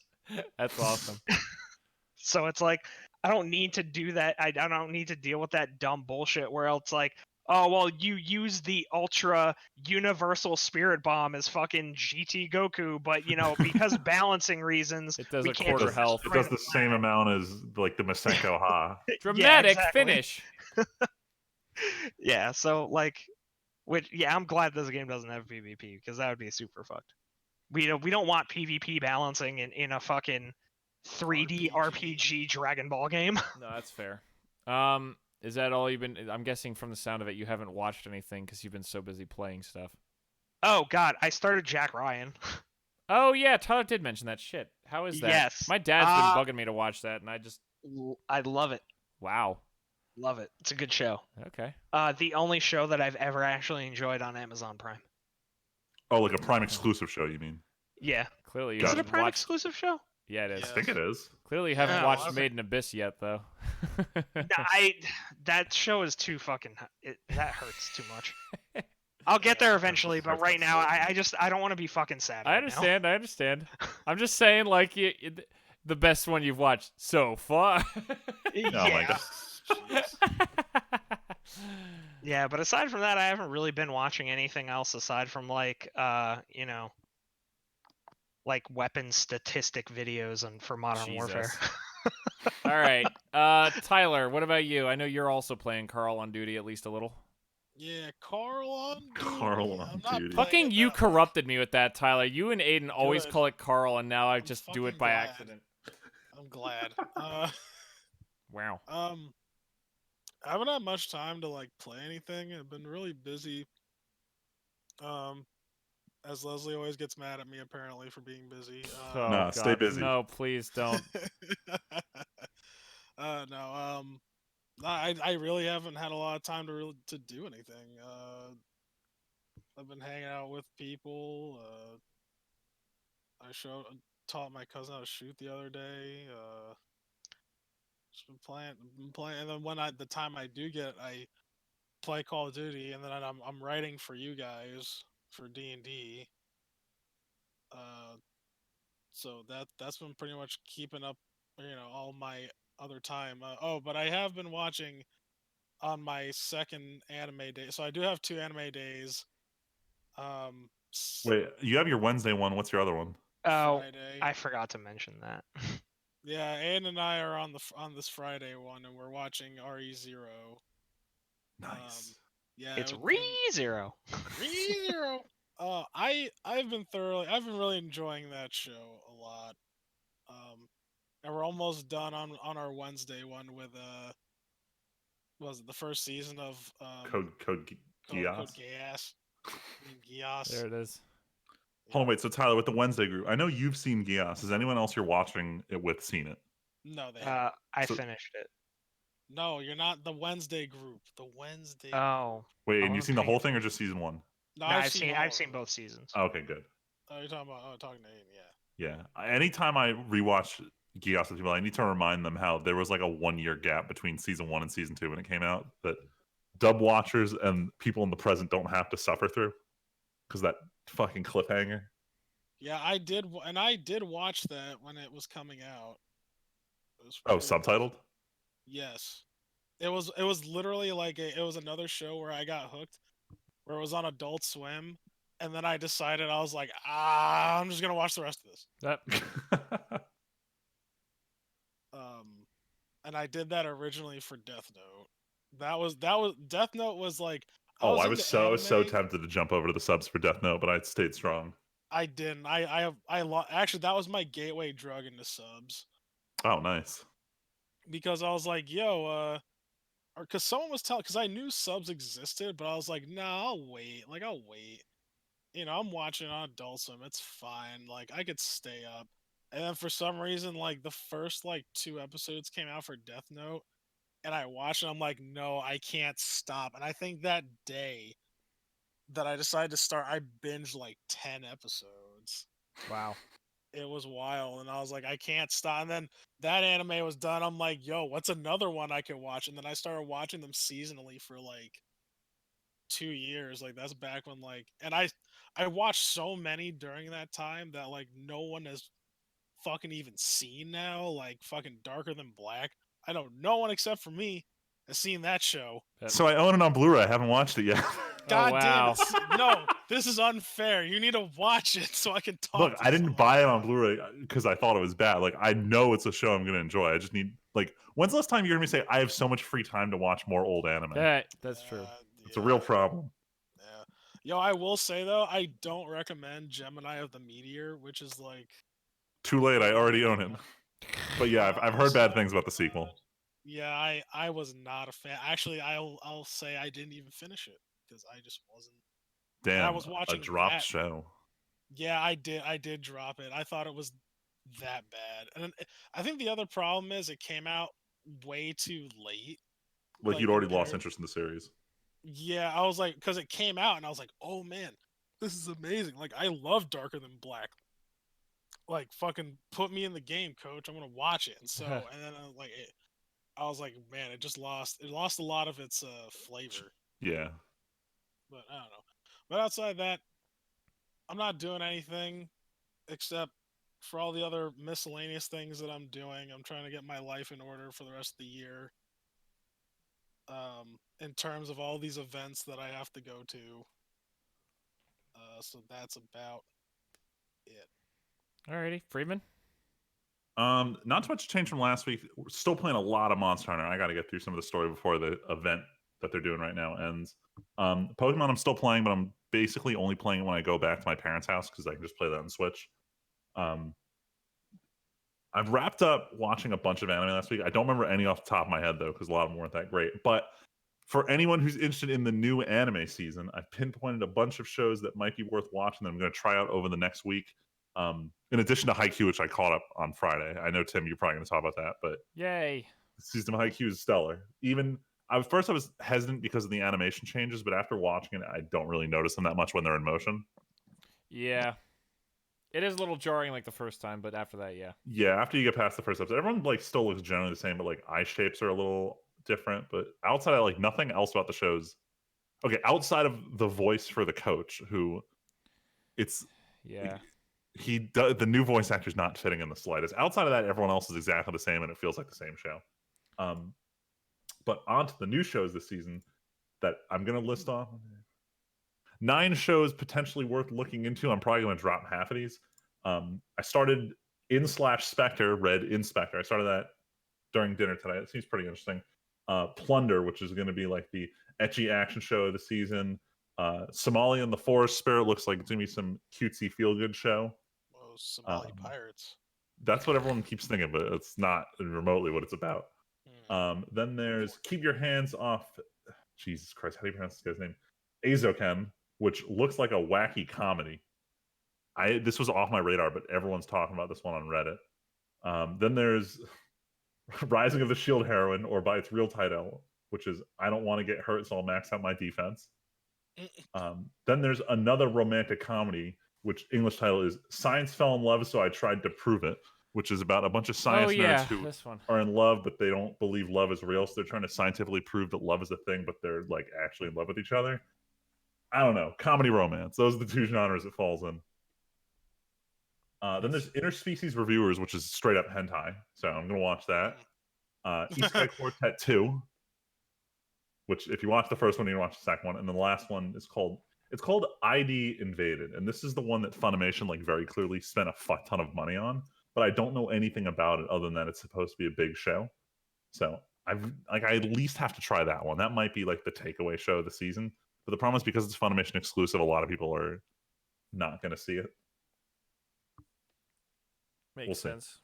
But those are the 9 shows I'm trying to see if I can squeeze in this season shows. On top of catching up on Chihaya Fudo at the moment. Yeah, well, Val has failed at that too, so don't worry about it. Well, no, I thought she did. She was yelling at me to catch up, so I watched like 4 episodes. And then the new one came out, and she hasn't watched it yet. Okay, being behind 1 episode and being behind like 7 episodes are 2 very different behinds. But yeah, working through that. Everything else is going super smoothly. All the other shows I'm watching. Oh, and then I finally started Fate Grand Order Absolute Demonic Front Babylonia. And it makes 0 sense, but the animation's beautiful. And that's what I'm watching for winter 2020. Oh, I lied. She might actually be watching Chihaya Furu literally right now because there's a halfway mark on the newest episode. All right, well, I'm glad she's caught it. The show has just been very... For a show about like reading poems at each other, this show is way too stressful. Oh, yeah. That's I mean, Chihaya Furu is pretty much the reason, besides My Hero, that Val wanted to watch anime with you and Luigi while I was gone. She's like, I can't handle watching this stressful card smacking on the floor shit. The worst part is like when I recommended to Val, I'd only seen season 1, and season 1 was not that stressful. Like season 2 was like, let's just amp up the emotions. And I was like, oh God, what did I recommend to Val? Well, for me, Haikyuu is, like Freeman said, still quite good. It's amazing that they're doing a power-up arc in a show where it's literally just doing better at volleyball. And yet the main character's not even playing volleyball, but he's still getting stronger. Every is sports pretty anime hilarious. has this one arc where it's like, let me get better by not doing the By thing I did during the watching. last training arc. I'll watch and I'll get better. I will say it was really funny when they were playing the practice games because they flashed to everyone else practicing, not just Hinata, and the team wins the match, and they still do the dives because they're just so used to losing at the other training camp. Jeez. That's really funny. My Hero's new arc seems to be hilariously different in tone based on the intro and outro for this new season, new Dude, core. Yeah, that took me by surprise. It's fucking weird. There has never been an opening for this show like this before. Look, it's basically the JoJo's Part 4 of Hero Academia, where it's just suddenly everything's all happy. The opening is crazy, noisy, bizarre town from JoJo Part 4. That's basically what's happening right now, which means either it's going to be very optimistic or there's some evil shit lurking behind the Yeah, scenes. well, based on the start, it seems like there might be some bad shit because it was still a little bit tense at the start of this episode, but I don't know. Maybe it would be nice to take a nice break after Overhaul and all his crazy shit, but who knows I'm if just we'll happy actually we get get that. to see the rival school from the hero license exam. Oh, that was a great dude. When that guy walked back out, when Mr. Greatest Hero, the fucking wind guy, walked out, I was like, yes, we finally Yes, get to see you again. We were looking for him. So my buddy Mike, who used to watch anime with us, we all agree that this guy is literally, if they took our friend Mike and put him into an anime, he's the wind dude. Damn. So seeing him again was hype, but our friend Mike doesn't watch anime with us anymore, so it was very upsetting to see that. But we're still excited because he's a cool character. It was weird to see Cammy for the first time though, since it's I actually her now, and she's really like just a ditzy girl who hits on people all the time. That was odd. Apparently the manga readers really like her because the first translation that came out just swapped out everything she said with like hip slang of the time. So she kept saying shit like "let's get lit" in the manga, and everyone's like, "What? They ruined her character." And like I went through the discussion, and everyone's like, "Look, the official manga doesn't say lit and like cray or anything like that." So like she was never going to sound like that in the subtitles. Yeah, but Freeman immersion. I'm not really watching anything else. Room Camp is still cute, like literally bite-sized chunks of nothingness. It makes me so angry that it's only 2 minutes plus Wholesome the things. ending song. I need to keep watching Orisuki, because that was so fucking hilarious when you showed me and Luigi that episode when I was home for the holidays. I'm hesitant on recommending you continue it. So I saw episode 6 last night, and it's not staying funny. Oh no! Like it's trying to be a little serious about how does social dynamics work in school when everyone believes rumors, and it's just like It's lame. I want more bench jokes. Well, I guess instead what I'll do is switch to RE0 because every week for the last like 2 podcasts I've been like I will start that, and then You never do. I just opened YouTube and rewatch old YouTube videos I haven't watched in a while. Hold on, did Val tell you her take after watching the actual 3rd episode of RE0? She said I need to watch it.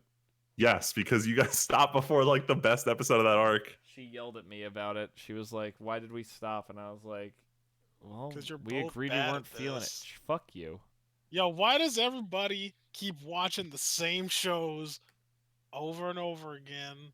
Tyler, you realize me and Aiden are also in the middle of playing Dark Souls 3 for like the 3rd or 4th time, Yeah, right? I know. It's great. It's I'm just comfort food. mad. Cause you know why? Because we're all in our mid to late 20s and we want to come home from work and just enjoy ourselves. And the easiest way to do that is with something you know is good.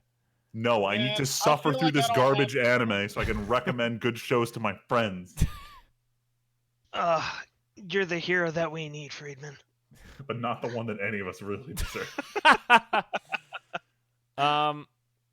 But yeah, I'm really not watching all that much. Like I said, it's mostly just been like rewatching oversimplified YouTube videos and shit like that, or watching like magic on YouTube, as always. Other than that, playing games. Like I said, the last week has really been playing Dark Souls 3 either by myself or co-op with Aiden. It's been a lot of fun to actually like co-op through that game because I mostly played 3 by myself, if I remember correctly. I don't really think I had anybody to even like summon or anything, so it's fun to go through and actually run through areas together. Finally made it through Anne Orlando last night after getting invaded about 20,000 times. Fucking Aldrich faithful assholes. Yeah, it was kind of miserable. But we're getting not at the end of the game, but we're getting there. We're about to get Well, to. are we counting the DLCs as the end of the game? Yeah. I mean, I'm Okay, not saying then we're close- like not even halfway. We're kind of halfway. All we have to do is get to Yorm, do the castle, and then We gotta do Yorm, Dancer, all the castle stuff. Dancer's then not a Arch thing. Dragon Dancer's not a Peak. step. Archdragon. I These mean, are like our areas. I don't know. We look. I don't look. think you remember how No, shitty no. Arch Dragon Peak is. Look. I think by next podcast we'll be like past the princes and stuff.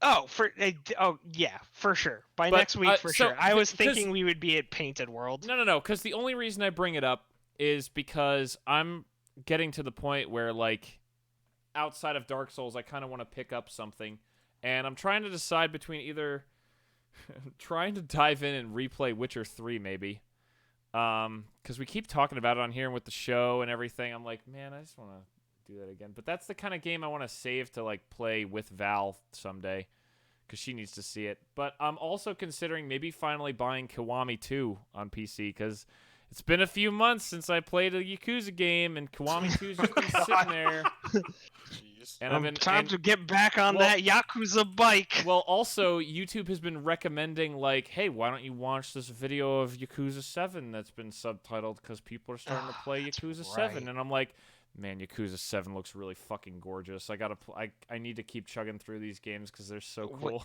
When is that out? It's not even out in English yet. I don't know when, but it's not even out yet. Also, I need Did this... it release in Japan? Oh, hell yeah, dude. Oh, what the fuck? Hold on, let's check. Yakuza 7... God damn it, Japan. Yakuza Fucking 7 assholes always release releasing date. games fucking Yeah, what's with early. all these Oh, games it came with out 7 in their 12 titles? days ago in Japan. Oh, those assholes. I'll Which play is it in why- Japanese. I Which don't is care. actually why people are starting to subtitle and put out clip compilations, because that's how long it takes to like get it and translate it. I was about to make a "Why don't you guys just watch it" subtitled joke, but Oh, it's Tim not beat even the punch. subtitled yet. Until the game comes out in other territories, there are no English subtitles. The video I saw last night, which is of the cameos Kiryu makes in the game, fucking YouTube baked in closed captioning subtitles over Japanese subtitles from the game. There is no English text out of this game yet. And we don't know when it's coming out in the rest of the world. Sometime second half. It just says, Wikipedia just says, worldwide later 2020. Like, I would kill so much for the 345 PlayStation collection and the fucking Judgment to come to PC. I would play Judgment right now if it was on PC.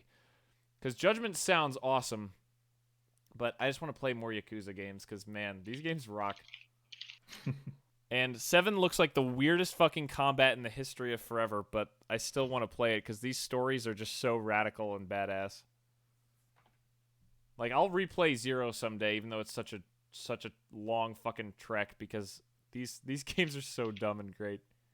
Man, I'm just gonna go out here and say they should just dump the script on r/translator. That shit'll be done in fucking 2 days. Oh, sure, but like then you got to bake it into the game. That's the problem. That's fine. Look, it'll come out. It'll come out. It'll come worldwide later this year, and then everyone can play Yakuza 7 with the new weird with the new weird gameplay, and the new main It's like an character. RPG now, right? Yeah, it's like a turn-based RPG with a party. The Interesting. main character walks around, and in like every cutscene, from what I've seen, there's like 6 people behind him that are all his RPG party. Oh, hell yeah. It's fucking Rolling deep with So- the squad. So I gotta say Just like something Final really. Fantasy 15. So something really weird. So apparently I didn't know. Aiden, did you ever play 6? Yeah. Yes. Okay, because at the end of 6, Kiryu fakes his own death, and clips have already like I said last night. I literally was recommended on YouTube a clip compilation of, hey, here's Kiryu showing up in 7 for a little bit. And apparently he shows up and is like, I won't tell you my name because otherwise then people might know I'm not dead, but I'm still going to test your metal, fucking child. God. And seeing a clip of these 7 people running, like, doing RPG spell casting while Kiryu's just in his Dragon of Dojima style stance and just, like, throwing one punch and then not moving. It's fucking weird looking. But at the same time, Kiryu walking up against this party of people and being like, "Yeah, I could probably take all this, or I'll just go at half power level to let these guys beat me." Like, it's fucking funny. But man, that, like, seeing those clips, I'm like, man, this game looks so sick. Like, those characters have never looked better. Like, seeing Majima hang out and Saejima and Kiryu, it's like, ugh. All I want to do is play through all these games that I've seen clips and Let's Plays of. I like Majima's eye patch in this game. Why, he's just got the snake on it? He's got the snake eye patch. Yeah. Doesn't he get that earlier? I feel like, yeah, but I feel like. Wait, when you say snake eye patch, like there's a snake on it, or we're there's talking a like huge. There's like Metal Gear most Solid of the snake eye patch is a silver snake's emblazoned on it. But yes, it is also a solid snake eye patch as well, for sure. But anyway, I didn't mean to start another Yakuza tangent, but yeah. Yeah, sure you do. Ah! Kiwami 2, guys. It's only $30. I could easily buy this. But no, other than that, really, it's just been Dark Souls and grinding in that a little bit.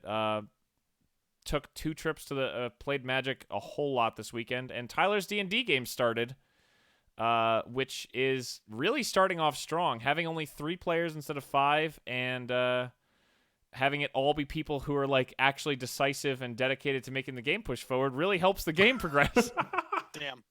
Damn, shots fired. They don't listen to this podcast, and Luigi, if he does, he'll chuckle along too, so it's fine. No, but yeah, Fable's still chugging along, and yeah, not much else. That's really it. So, and we're under 2 hours, and it's not even 10 o'clock, so we can actually all hang out and play video games. So, we are going to get out of here, though. Is anyone doing anything this coming week or anything like that, or no? I'm seeing a lot of family this weekend because my dad is retiring on Friday, so we're having a big party. Whoa, nice. Yeah, so that's going on. That should take up a good chunk of the weekend. And then obviously, I forgot to tell you guys, Super Bowl Sunday is this Sunday, so I won't be around for our usual D&D because I'm going to a Super Bowl party. Oh, on Sunday. Yeah, on Sunday. Okay. Well, So I I guess wanna I'm gonna go to skip the a store word and play around it. more Magic then, since we're not doing All D&D. right. All right, good. I thought you'd be Another upset, shift, but man. Oh, I am disappointed because our games have been going so slow because of other people, but it's sorry. You know, I'm just gonna pick up another working shift. You know. fuck. No, we're going to Tim's. Remember, Tyler? Oh, You guys gonna Tyler watch did iShield forget. 21 instead of the Super Bowl? I forgot. Get the fuck Nah, out of here. I'm grilling steaks. Oh, nice. Ooh. Now I'm extra jelly. Nah, I'm making want my yummy world food. famous veggie dip and potentially my Oreo chocolate pudding pie for this party. Whoa. Both my Chocolate specialties at once. pudding pie. Look, you get next time we're all together. I'm actually gonna make this Oreo pudding pie for you guys. It's really Alright, good. You know, I'm ready. It's Well, literally just Oreos and chocolate pudding. Freeman, you might have to make it again shortly thereafter, because next weekend, not this coming weekend, I'm actually coming home.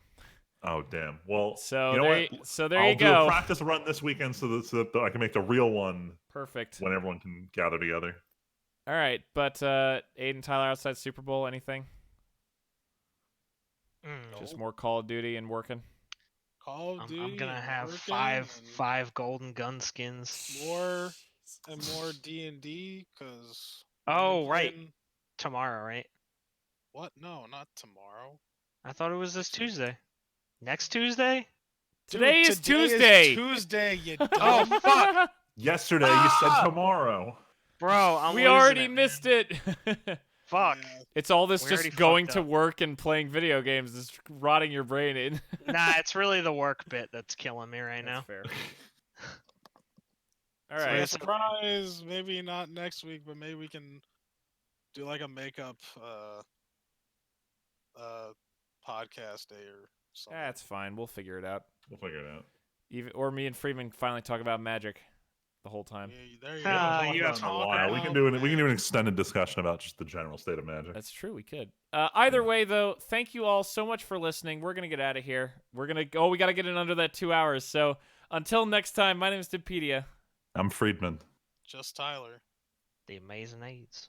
and we'll catch you guys next time. Thanks for listening.